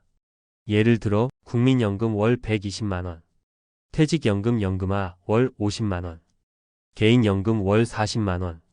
이렇게 합쳐 210만 원이 들어오면 생활비 300만 원 중 23는 자동으로 충당되는 셈입니다. 그러면 퇴직금 5억은 남은 13을 메꾸는 데 쓰이기 때문에 2030년은 충분히 버틸 수 있습니다. 주의할 점은 퇴직금을 한꺼번에 수령해 쓰지 말고 연금화 옵션을 최대한 활용하는 겁니다. 특히 퇴직연금을 연금형으로 수령하면 세금 혜택도 있고 돈이 갑자기 줄어드는 위험도 막을 수 있습니다. 6. 투자, 벌기 위한 것이 아니라 잃지 않기 위한 것. 퇴직금으로 주식, 부동산 투자에 나섰다가 실패하는 사례는 너무 많습니다. 은퇴 후 투자의 원칙은 단 하나, 원금을 지키는 것입니다. 예를 들어 5억 중 4억은 안전자산 예금, 채권, 연금에 두고 1억만 여유 자금으로 투자하는 식이 바람직합니다. 연 3%만 안정적으로 굴려도 20년간 3억 이상의 이자가 생깁니다. 반대로 무리하게 주식 창업에 올인하면 12년 안에 절반이 날아갈 수 있습니다. 전문가들이 공통으로 강조하는 건 은퇴 후에는 수익률 욕심을 버려라는 겁니다. 마무리 퇴직금은 목돈이 아니라 시간을 버는 장치다.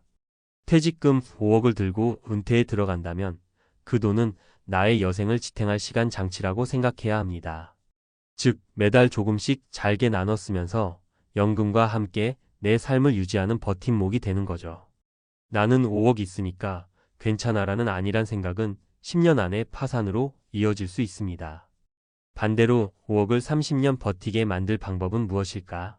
라고 고민한다면 고정비 절감, 의료비 대비, 자녀 지원 한도 설정, 연금화 전략, 보수적 투자라는 5가지 원칙이 답이 됩니다.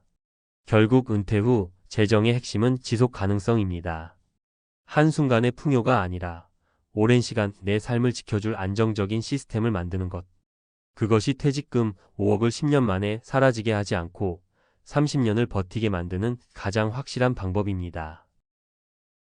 60 넘으면 다 같이 놀 줄 알았죠? 현실은 혼밥의 연속입니다. 은퇴하면 다 같이 모여서 여행도 다니고 등산도 하고 시끌벅적하게 모임이 끊이지 않을 줄 알았죠? 그런데 막상 60이 넘고 은퇴자의 삶에 들어서 보니 현실은 전혀 다르더라고요. 친구들과 점심 약속은 생각보다 드물고 하루 3끼 중에 둘은 혼자 먹는 경우가 훨씬 많습니다. 같이 웃고 떠들며 밥 먹는 자리가 줄어드니 밥맛도 예전 같지 않아요. 혼밥이 젊은 세대만의 문제가 아니라 은퇴 이후 우리 세대에게도 현실이라는 걸 뼈저리게 느끼게 됩니다. 혼밥의 쓸쓸함이 주는 신호. 혼자 밥을 먹는 일이 늘어나면 단순히 외로운 기분만 드는 게 아닙니다. 전문가들은 노년기의 사회적 고립이 건강에도 치명적인 영향을 준다고 말합니다. 실제로 연구에 따르면 사회적 관계가 부족한 사람은 심장병이나 치매 발병 위험이 더 높다고 해요. 또 혼자 밥을 먹으면 영양 불균형에 빠질 확률도 커집니다. 혼자 먹다 보면 대충 때우게 되고 균형 잡힌 식사를 챙기기가 어렵기 때문이죠. 결국 혼밥은 단순히 외로움의 문제가 아니라 노후 건강을 좌우하는 중요한 변수라고 할 수 있습니다. 현실 사례 1 친구들도 다 바쁘더라고요. 65세 김모 씨는 회사 퇴직 후 이제 친구들이랑 자주 만나겠지라는 기대를 했습니다. 하지만 막상 연락을 해보니 생각처럼 잘 되지 않았어요. 어떤 친구는 손주 돌보느라 바쁘고 어떤 친구는 아르바이트를 하고 있고 또 어떤 친구는 건강 문제로 집 밖에 잘 나오지 못했습니다. 김 씨 본인도 몇 번 약속이 어긋나다 보니 점점 연락을 줄이게 되었고 결국 하루 3끼 중 대부분을 혼자 먹는 생활이 굳어졌습니다. 그는 같이 밥 먹을 사람을 찾는 게 이렇게 어려울 줄 몰랐다며 씁쓸해했습니다. 현실 사례, 이 아내와 함께할 줄 알았는데 62세에 은퇴한 박 씨는 아내와 오붓하게 지낼 거라는 기대가 컸습니다. 하지만 막상 은퇴해보니 아내는 이미 수십 년간 자신의 생활 패턴을 만들어 왔고 친구들과의 모임이나 교회 활동 등으로 일정이 빼곡했습니다. 박 씨는 이제 우리 둘이 매일 붙어 다니겠지라고 생각했지만 오히려 혼자 집에 있는 시간이 더 많아졌다고 합니다. 그렇게 혼밥하는 날이 늘어나면서 그는 결국 지역 복지관에서 운영하는 공동 식사 프로그램에 참여하게 됐습니다. 사람들과 같이 밥 먹는 게 이렇게 행복한 일이었구나라는 걸 새삼 깨달았다고 해요. 현실 사례에 삼혼밥이 습관이 되니 더 고립됐습니다. 70세 윤 씨는 은퇴 후 혼밥에 익숙해졌습니다. 처음엔 불편했지만 시간이 지나자 오히려 누군가와 같이 먹는 게 어색해질 정도가 된 거죠. 문제는 건강이었습니다. 대충 라면이나 빵으로 끼니를 때우다 보니 영양이 부족해졌고 결국 체력이 떨어져 병원에 자주 드나들게 됐습니다. 의사는 식사만 제대로 했어도 이렇게까지 건강이 나빠지진 않았을 것이라고 했습니다. 윤 씨는 뒤늦게 지역 모임에 가입했지만 이미 건강이 무너진 뒤라 회복이 쉽지 않았습니다. 전문가 인사이트 혼밥 시대 어떻게 대응해야 할까? 노후에 혼밥이 늘어나는 건 피할 수 없는 현실입니다. 하지만 방치하면 건강, 정서, 인간관계 모두에 치명타가 됩니다. 은퇴 전문가들은 다음과 같은 방법을 권합니다. 작은 모임부터 시작하기. 거창하게 친구들을 모두 모으려 하지 말고 한두 명이라도 자주 만날 수 있는 사람과 식사 약속을 잡는 게 좋습니다. 중요한 건 빈도예요. 한 달에 한 번 대규모 모임보다 일주일에 한 번 소소한 만남이 훨씬 삶에 힘을 줍니다. 지역 프로그램 활용하기. 요즘 복지관이나 지자체는 공동 식사, 경로당 점심 나눔 같은 프로그램을 운영합니다. 혼자 밥 먹기 힘들 때 이런 프로그램에 참여하면 자연스럽게 사람들과 어울릴 수 있습니다. 특히 비용 부담도 적고 영양 균형이 맞춰진 식사를 제공하니 건강에도 도움이 됩니다. 새로운 공동체 만들기. 은퇴 후에는 직장이라는 공동체가 사라지기 때문에 스스로 새로운 관계망을 만들어야 합니다. 동호회, 봉사활동, 교회나 성당 같은 종교 모임 등이 좋은 예죠. 특히 식사와 연결되는 활동이라면 더 효과적입니다. 예를 들어 요리 동호회나 텃밭 모임을 통해 자연스럽게 함께 밥 먹을 기회가 늘어납니다. 혼밥을 줄이는 건 단순한 즐거움이 아니다. 사람들은 밥 혼자 먹는 게 뭐가 대수냐라고 말할 수 있습니다. 하지만 은퇴 이후 혼밥은 단순한 식사 문제가 아니라 노년의 삶을 좌우하는 관계와 건강의 문제입니다. 하루 한 끼라도 누군가와 함께 나누는 시간이 있다면 그 자체가 노후를 지탱하는 큰 힘이 됩니다. 마무리. 60세가 넘으면 다 같이 놀 줄 알았는데 현실은 혼밥이 일상이 되어버리는 경우가 많습니다. 하지만 이걸 숙명처럼 받아들일 필요는 없습니다. 작은 약속, 지역 모임, 새로운 공동체를 통해 혼밥의 쓸쓸함을 줄일 수 있고 그 과정에서 삶의 활력도 되찾을 수 있습니다. 결국 중요한 건 밥 한 끼라도 나눌 사람을 만드는 겁니다. 은퇴 후의 행복은 거창한 계획이 아니라 바로 이 소소한 식사 자리에서 시작된다는 걸 잊지 마셨으면 합니다. 혼밥이 노후 건강에 미치는 실질적인 영향. 우리가 흔히 혼자 밥 먹는 게 뭐 대수냐 하고 넘어가지만 의학적 사회학적 관점에서는 전혀 가볍게 볼 일이 아니에요. 실제로 국내보건사회연구원 자료에 따르면 65세 이상 노인의 약 34%가 대부분 혼자 식사한다고 답했습니다. 문제는 이 그룹에서 고혈압, 당뇨, 우울증 발생률이 그렇지 않은 사람보다 2배 가까이 높다는 겁니다. 혼밥의 문제는 크게 3가지로 요약됩니다. 첫째, 영양 불균형이에요. 혼자 먹다 보면 반찬을 여러 가지 차리기보단 라면, 김치, 빵 같은 간단한 음식으로 때우는 경우가 많습니다. 실제로 통계청 조사에서도 혼밥을 하는 노인일수록 단백질 섭취량이 하루 권장량의 60%도 채 되지 않는다고 해요. 둘째, 정신적 고립입니다. WHO는 사회적 고립을 흡연이나 음주만큼 건강에 해로운 요인으로 꼽고 있습니다. 혼자 밥을 먹는 시간이 늘어날수록 우울증 위험도 올라가죠. 셋째, 식사 패턴 붕괴예요. 같이 먹을 사람이 없으니 끼니를 아예 거르는 경우도 늘어나는데 이런 불규칙한 식사가 결국 만성질환으로 이어질 수 있습니다. 현실에서 당장 활용할 수 있는 실용 팁 1. 하루 한 끼는 반드시 누군가와 함께. 전문가들이 가장 먼저 권하는 건 모든 끼니를 혼자 먹지 말라는 겁니다. 하루 3끼 중 한 끼만이라도 다른 사람과 먹도록 의식적으로 노력하세요. 예를 들어 아침이나 점심은 혼자 먹더라도 저녁만큼은 동네 지인, 가족 혹은 지역 복지관 프로그램을 활용해서 함께 드는 거죠. 꾸준히 실천하다 보면 혼밥의 연속이라는 악순환이 끊어집니다. 2. 공동 식사 프로그램 적극 활용. 많은 지자체와 복지관에서 무료 혹은 2-3영원 정도의 소액으로 공동급식을 제공합니다. 이 프로그램에 참여하면 단순히 끼니 해결뿐 아니라 새로운 인간관계를 형성하는 기회가 돼요. 서울시의 경우 노인종합복지관 등록만 하면 점심을 제공받을 수 있고 일부 지역은 주 5일 운영합니다. 한 달에 20회 기준으로 계산하면 식비만 약 10만 원 절약할 수 있어요. 경제적 사회적 2마리 토끼를 잡는 셈이죠. 3. 요리 습관을 조금만 바꾸기. 혼밥이라도 그냥 대충 때우는 게 아니라 영양을 챙기는 습관이 중요합니다. 단백질, 채소, 탄수화물을 균형 있게 섭취하려면 삼색 법칙을 기억하세요.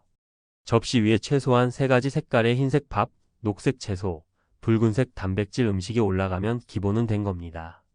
또 혼자 요리하기 귀찮을 땐 대량 조리 후 소분 냉동이 좋은 방법입니다. 예를 들어 닭 가슴살이나 두부 조림을 한 번에 만들어 두고 소분해 냉동했다. 전자레인지로 데워 먹으면 간편하면서도 건강하게 챙길 수 있습니다.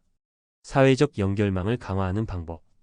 혼밥을 피하려면 단순히 식사 상대를 찾는 걸 넘어 사회적 관계망을 새롭게 만들어야 합니다. 첫째, 동호회 취미 모임 참여. 예를 들어 요리 동호회, 독서 모임, 텃밭 가꾸기 모임 등은 자연스럽게 식사와 연결됩니다. 오늘 수확한 채소로 같이 요리해 먹자는 활동이 흔해요. 둘째, 봉사활동 참여. 배식 봉사, 도시락 배달 봉사 같은 활동에 참여하면 누군가의 식사를 챙기면서 동시에 나도 함께 밥을 나누는 경험을 하게 됩니다. 셋째, 작은 모임 직접 만들기. 은퇴 후 주 1회 점심 같이 먹는 모임 같은 작은 커뮤니티를 직접 만들어도 좋습니다. 꾸준히 이어가다 보면 생각보다 많은 사람들이 함께하길 원한다는 걸 알게 돼요. 주의해야 할 점. 술자리로 대체하지 말기. 일부 어르신들은 같이 먹는 자리가 술자리가 되면 되지 않느냐라고 생각하지만 전문가들은 술 중심의 만남은 건강과 인간관계 모두에 부정적이라고 지적합니다. 무리한 지출 자제. 식사 모임이 잦다 보면 외식비가 부담될 수 있습니다. 그러니 가정식 위주 혹은 저렴한 복지관 급식을 병행하는 게 현명합니다. 체력 고려하기. 매번 외출하기 어려운 분들은 온라인 화상통화를 활용한 비대면 식사도 좋은 대안이 될 수 있어요. 요즘은 화상통화로도 식사를 함께하며 대화하는 어르신들이 늘고 있습니다. 마지막으로, 혼밥은 단순히 혼자 밥을 먹는 문제가 아니라 노후의 건강과 행복을 크게 좌우하는 요소입니다. 하루 한 끼라도 누군가와 나누는 습관, 지역사회 프로그램 활용, 새로운 관계망 구축을 통해 충분히 극복할 수 있어요. 은퇴 후 삶은 생각보다 길고 그 길 위에서 가장 큰 행복은 거창한 목표가 아니라 누군가와 함께 나누는 따뜻한 밥상이라는 걸 꼭 기억하셨으면 합니다. 62세 은퇴 교수, 매달 330만 원이 사라진 충격적인 순간. 나는 퇴직만 하면 풍요롭게 살 줄 알았어요. 그런데 매달 330만 원이 내 통장에서 사라지는 걸 보니 그동안 모아둔 돈이 언제 바닥날지 모른다는 두려움이 몰려오더군요. 62세의 대학에서 은퇴한 한 교수님의 고백입니다. 평생 안정적인 직장을 다니며 노후는 걱정 없다고 믿었지만 막상 은퇴 후 통장을 들여다보니 생각보다 빠른 속도로 돈이 줄어드는 현실을 맞닥뜨린 거죠. 이분은 매달 국민연금과 퇴직연금 일부를 합쳐 대략 330만 원 정도가 생활비로 빠져나갔습니다. 문제는 이 돈이 예상보다 훨씬 큰 구멍처럼 느껴졌다는 겁니다.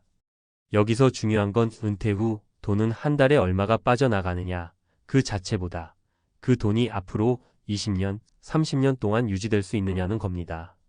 은퇴는 단순히 직장을 그만두는 게 아니라 앞으로 최소 2030년을 버텨야 하는 긴 인생 이막의 시작이니까요.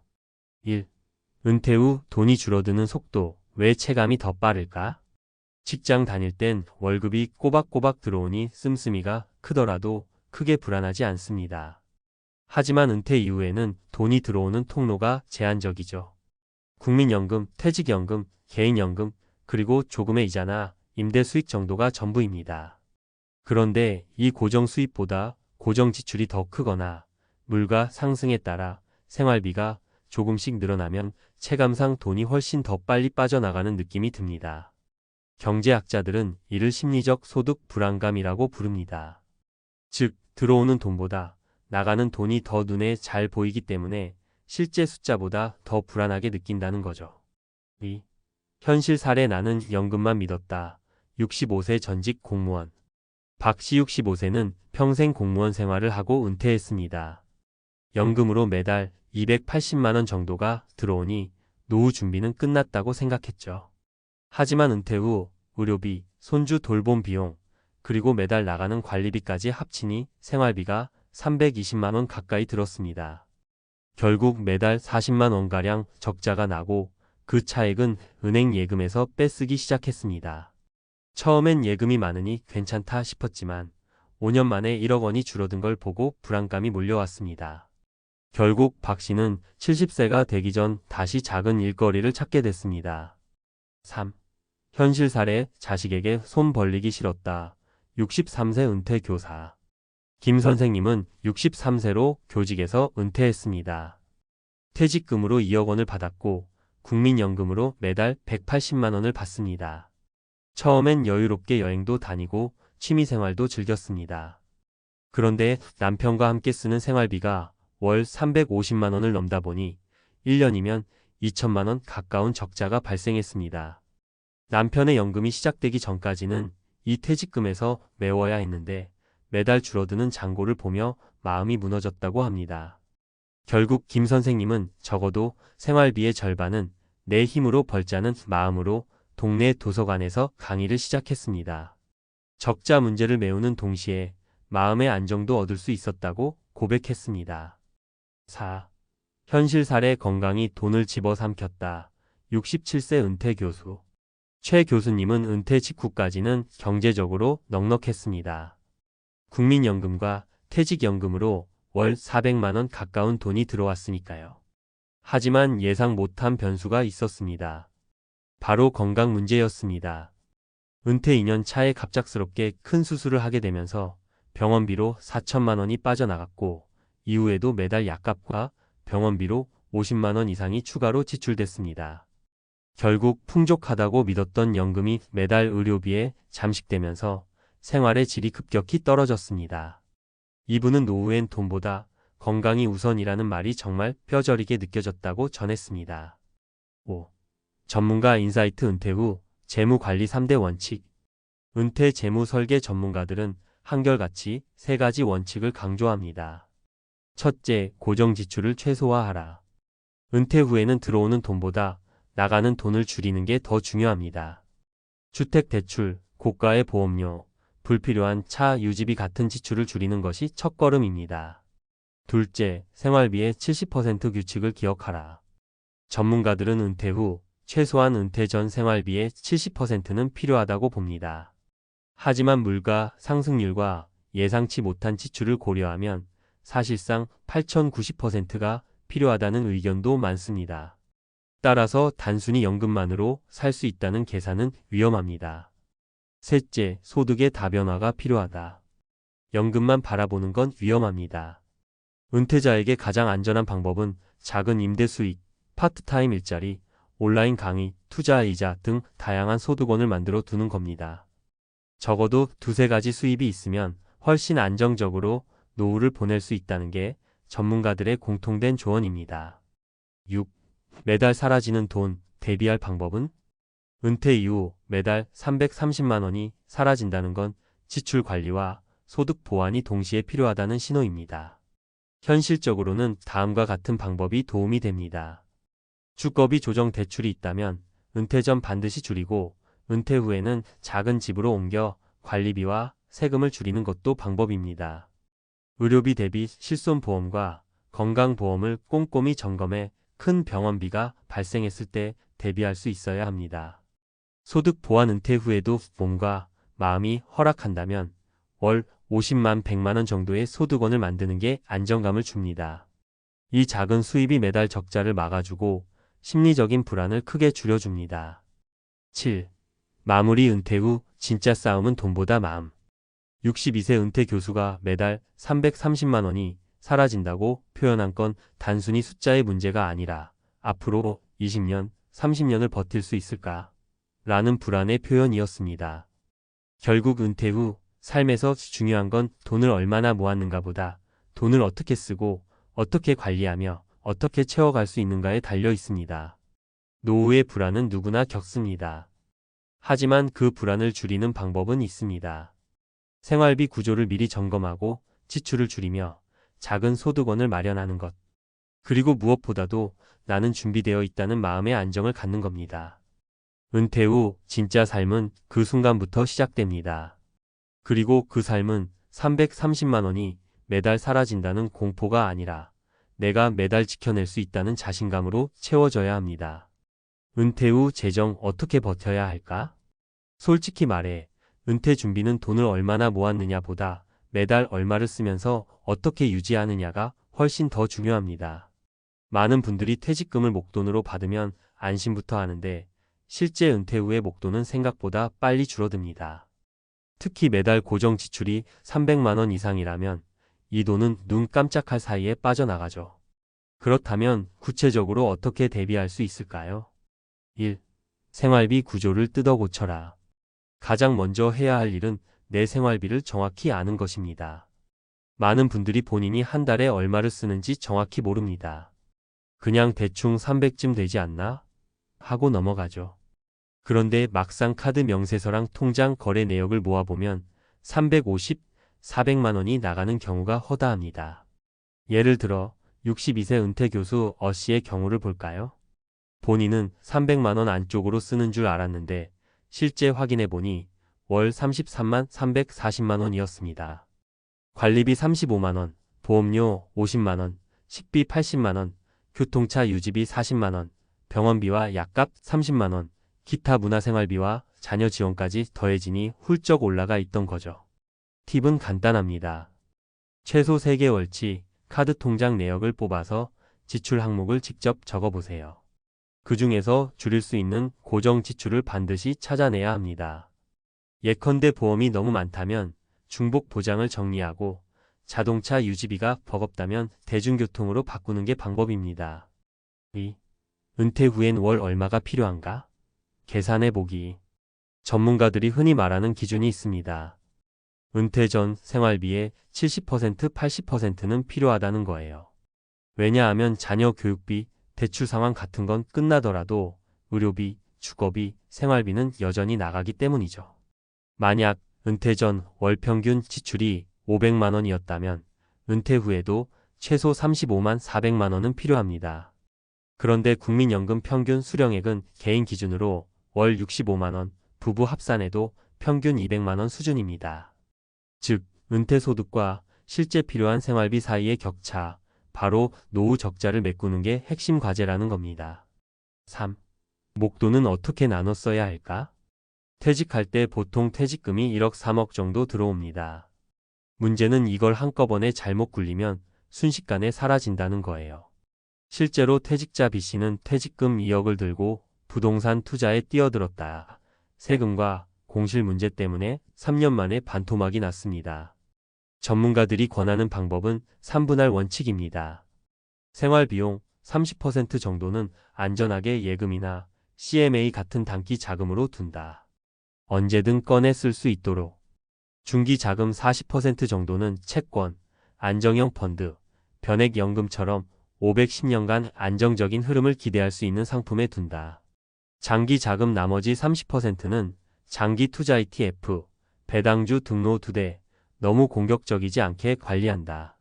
이렇게 나눠야 한 번에 다 까먹는 위험을 줄일 수 있습니다. 4. 건강비는 반드시 별도로 잡아라. 은퇴자들이 가장 많이 놓치는 게 의료비예요. 국민건강보험이 있다지만 실제로는 개인 부담이 꽤 큽니다. 통계청에 따르면 65세 이상 1인당 평균 의료비 지출은 연간 약 200만 원 수준입니다. 만약 부부라면 1년에 최소 400만 원, 20년이면 8천만 원 가까이 들어가는 거죠. 따라서 건강 관련 예산은 생활비와 별도로 잡아야 합니다. 실손보험이나 장기요양보험도 점검해야 하고 가능하다면 은퇴 전에 큰 병을 대비한 건강검진과 치료를 미리 끝내두는 게 좋습니다. 5. 소득을 보완할 작은 길을 열어두라. 은퇴 후 난 이제 절대 안 일할 거야 라고 마음먹는 분들이 많습니다. 하지만 현실은 다릅니다. 매달 30만 원, 50만 원이라도 벌면 심리적 안정감이 완전히 달라집니다. 실제로 은퇴 교사 C씨는 주 2회 동네 도서관에서 강의를 하며 월 60만 원을 법니다. 이 돈이 단순히 생활비 보탬일 뿐 아니라 사회와 연결된다는 만족감까지 줬다고 해요. 또 어떤 분은 카페 아르바이트를 선택해 월 40만 원을 벌었는데 통장에 돈이 찍히는 기쁨이 크다고 합니다. 핵심은 큰 돈이 아니라 지속 가능한 소득원을 마련하는 겁니다. 온라인 글쓰기, 강의, 취미 연계 소득원예, 목공, 미술 등도 좋은 방법입니다. 6. 은퇴 재정 관리 꼭 지켜야 할 주의사항.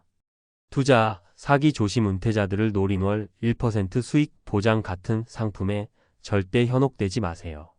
자녀 지원 과다, 부모 마음에 자녀에게 돈을 보태주다 보면 본인 노후가 무너집니다. 내가 먼저 버텨야 자식도 편하다는 마인드가 필요합니다.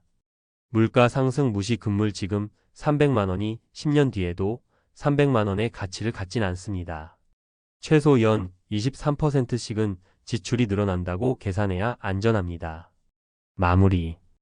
은퇴 후 매달 330만 원이 사라진다는 건 단순히 숫자의 문제가 아닙니다.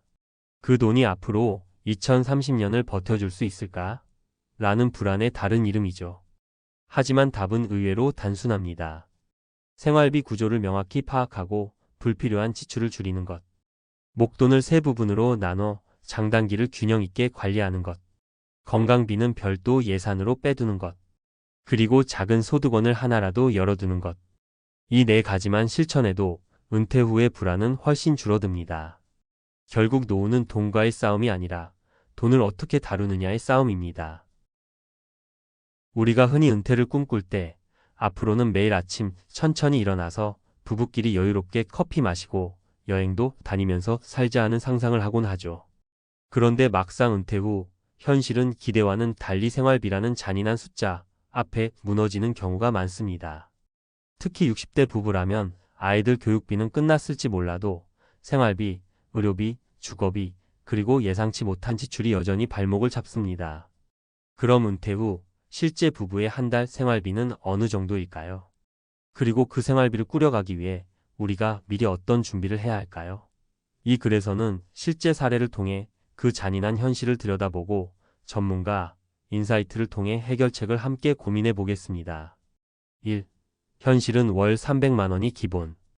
은퇴자들의 생활비 통계를 보면 부부 기준 최소 250만 원에서 350만 원 정도가 평균적으로 필요하다는 결과가 많습니다.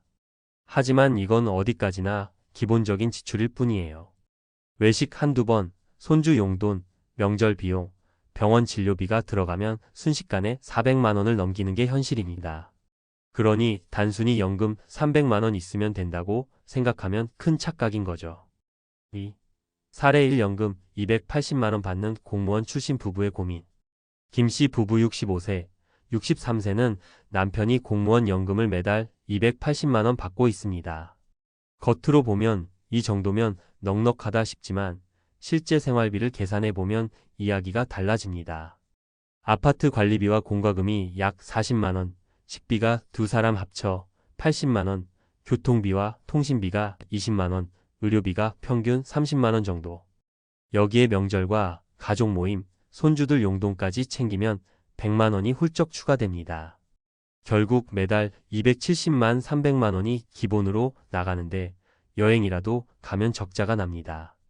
김 씨는 연금으로 충분히 살 줄 알았는데 남는 게 없으니 허탈하다라고 고백했습니다. 3. 사례 2 퇴직금 5억으로 은퇴 시작한 자영업자 부부의 후회. 박 씨 부부 62세, 60세는 자영업을 하다가 은퇴 후 퇴직금과 적금을 합쳐 5억 원을 준비했습니다. 처음엔 자신감이 있었죠. 매달 300만 원씩 쓰면 15년은 충분히 버틸 수 있다고 계산했습니다. 그런데 막상 은퇴 후 현실은 달랐습니다. 의료비가 예상보다 빠르게 늘었고 자녀 결혼 지원금으로 1억이 빠져나갔습니다. 또 집 수리를 하느라 5천만 원이 들었습니다. 지금은 매달 생활비가 350만 원 이상 나가고 있는데 자산이 줄어드는 속도를 보니 불안감이 커졌습니다. 박 씨는 돈이 줄어드는 걸 보는 게 이렇게 무섭다는 걸 은퇴하고 처음 알았다고 말했습니다. 4. 사례 3 국민연금 180만 원에 의존하는 맞벌이 부부의 선택. 최 씨 부부 64세, 62세는 맞벌이를 했지만 국민연금 합산이 180만 원밖에 안 됩니다. 다른 퇴직금은 거의 자녀 지원과 빚 갚느라 사라졌고요. 결국 이 부부는 생활비를 줄이는 방법밖에 없었습니다. 외식을 거의 하지 않고 장을 볼 때도 늘 세일 코너를 찾습니다. 가계부를 꼼꼼히 쓰면서 한 달 생활비를 220만 원 선으로 맞추고 있지만 의료비나 경조사비가 생기면 여전히 빠듯합니다. 결국 부부는 주 3일 아르바이트를 시작했고 몸은 힘들어도 마음은 조금 편해졌다라고 이야기했습니다. 5. 전문가 인사이트 은퇴 생활비가 예상보다 늘어나는 이유. 전문가들은 은퇴자들의 생활비가 예상보다 늘어나는 이유를 세 가지로 꼽습니다. 첫째, 의료비 증가입니다. 나이가 들수록 병원에 가는 횟수는 자연스럽게 늘어나고 고혈압, 당뇨 같은 만성질환 관리 비용이 크게 듭니다. 둘째, 경조사비와 가족 지원입니다. 자녀 결혼, 손주 양육 지원, 부모 제사 등으로 적지 않은 지출이 발생합니다. 셋째, 여가 비용입니다. 은퇴 후에는 오히려 집에만 있기 답답하니 여행이나 취미 활동에 돈을 쓰게 되죠. 결국 생활비는 줄지 않고 늘어나는 겁니다. 6. 우리가 준비해야 할 것들. 그렇다면 이 현실을 어떻게 준비할 수 있을까요? 첫째, 국민연금이나 퇴직연금 외에 추가 소득원을 반드시 만들어야 합니다. 월 50만 원만 보태줘도 체감 여유는 크게 달라집니다. 둘째, 지출을 관리하는 습관이 필요합니다. 은퇴 전부터 가계부를 쓰고 최소 1년치 생활비 시뮬레이션을 해보는 게 좋습니다. 셋째, 건강관리에 투자해야 합니다. 건강이 곧 돈입니다. 아플 때 치료하는 것보다 예방에 쓰는 비용이 훨씬 적습니다. 넷째, 심리적 준비도 필요합니다. 돈이 줄어드는 불안은 누구에게나 크지만 미리 현실을 직시하고 계획을 세우면 불안을 덜 수 있습니다. 마무리. 60대 부부의 한 달 생활비라는 주제는 단순히 숫자의 문제가 아닙니다.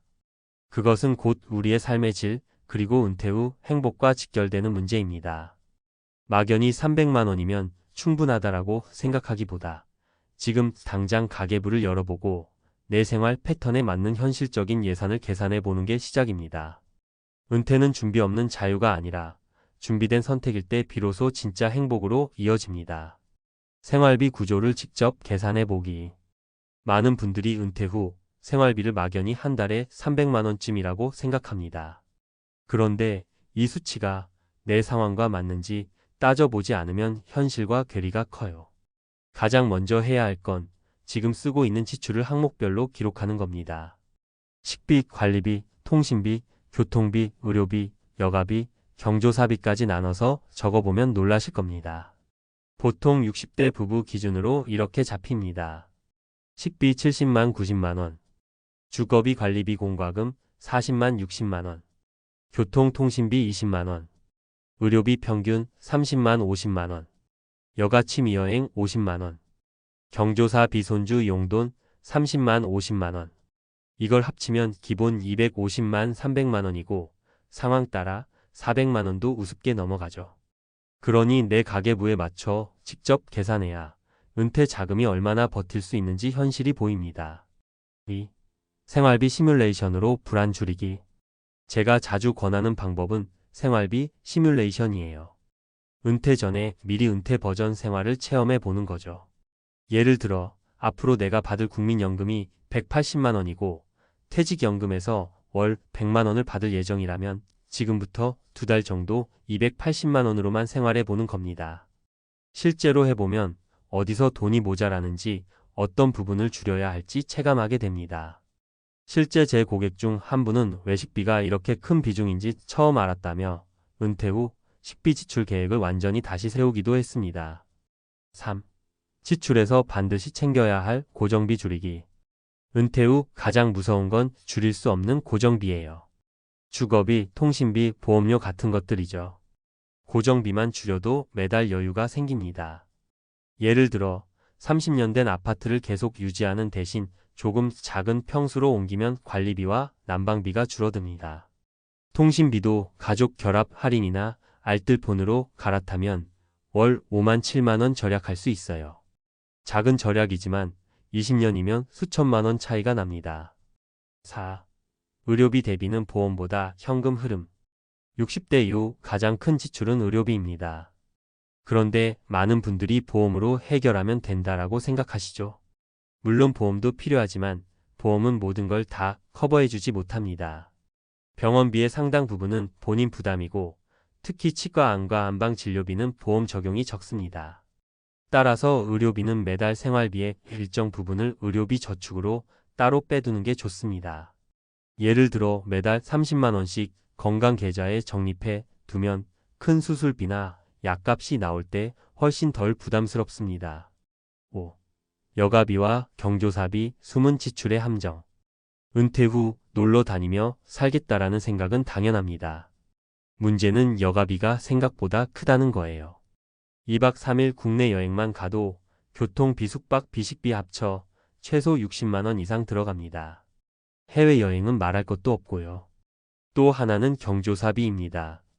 은퇴하면 오히려 모임이 줄어들 거라 생각하지만 실제로는 손주 돌잔치, 자녀 결혼식, 친구 부고 등으로 예상치 못한 지출이 끊이지 않습니다. 전문가들은 이 비용을 최소 월 20만, 30만 원 정도로 따로 잡아두라고 권합니다. 그래야 생활비 예산이 틀어지지 않아요. 6. 추가 소득은 생활 안정판. 은퇴 후 가장 중요한 건 고정 수입원입니다. 국민연금과 퇴직연금 외에 조금이라도 보탤 수 있는 소득이 있으면 불안이 크게 줄어듭니다. 예를 들어 주 2회 과외를 해서 50만 원을 버는 은퇴교사, 동네 카페에서 주 3회 파트타임으로 일하는 60대 부부, 퀵 서비스 배송으로 한 달에 70만 원을 버는 사례도 있습니다. 단, 중요한 건 무리하지 않고 꾸준히 가능한 일을 택하는 겁니다. 체력적으로 감당 못하는 일을 하면 병원비가 더 들어가니까요. 7. 은퇴 전 반드시 확인해야 할 재무 체크리스트. 실제로 은퇴를 앞둔 분들께 제가 늘 강조하는 항목을 알려드릴게요. 국민연금 예상 수령액 확인하기. 국민연금공단 홈페이지에서 조회 가능. 퇴직연금 수령 방식 선택. 일시금보다 연금형을 고려. 주거 형태 점검. 내 집 유지가 유리한지 다운사이징이 나은지 계산. 부채 정리. 은퇴 전에 빚은 반드시 최소화. 예상 생활비 vs 고정 수입 비교. 부족분이 얼마인지 확인 후 대책 마련. 마무리. 은퇴 후 돈은 줄고 지출은 늘어난다. 결국 은퇴 생활의 진짜 무서운 점은 돈이 점점 줄어드는 걸 눈으로 확인하는 데 있습니다. 하지만 현실을 직시하고 준비하면 불안은 크게 줄어들 수 있어요.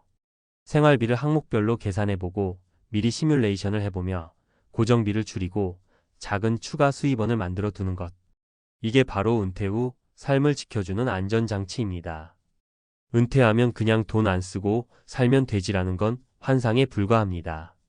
현실은 오히려 더 지출이 많아지니까요. 중요한 건 미리 내 가계의 숫자를 들여다보고 내가 감당할 수 있는 수준의 생활 설계를 하는 겁니다. 그래야 60대 부부의 생활비가 잔인한 현실이 아니라 준비된 행복으로 바뀔 수 있습니다.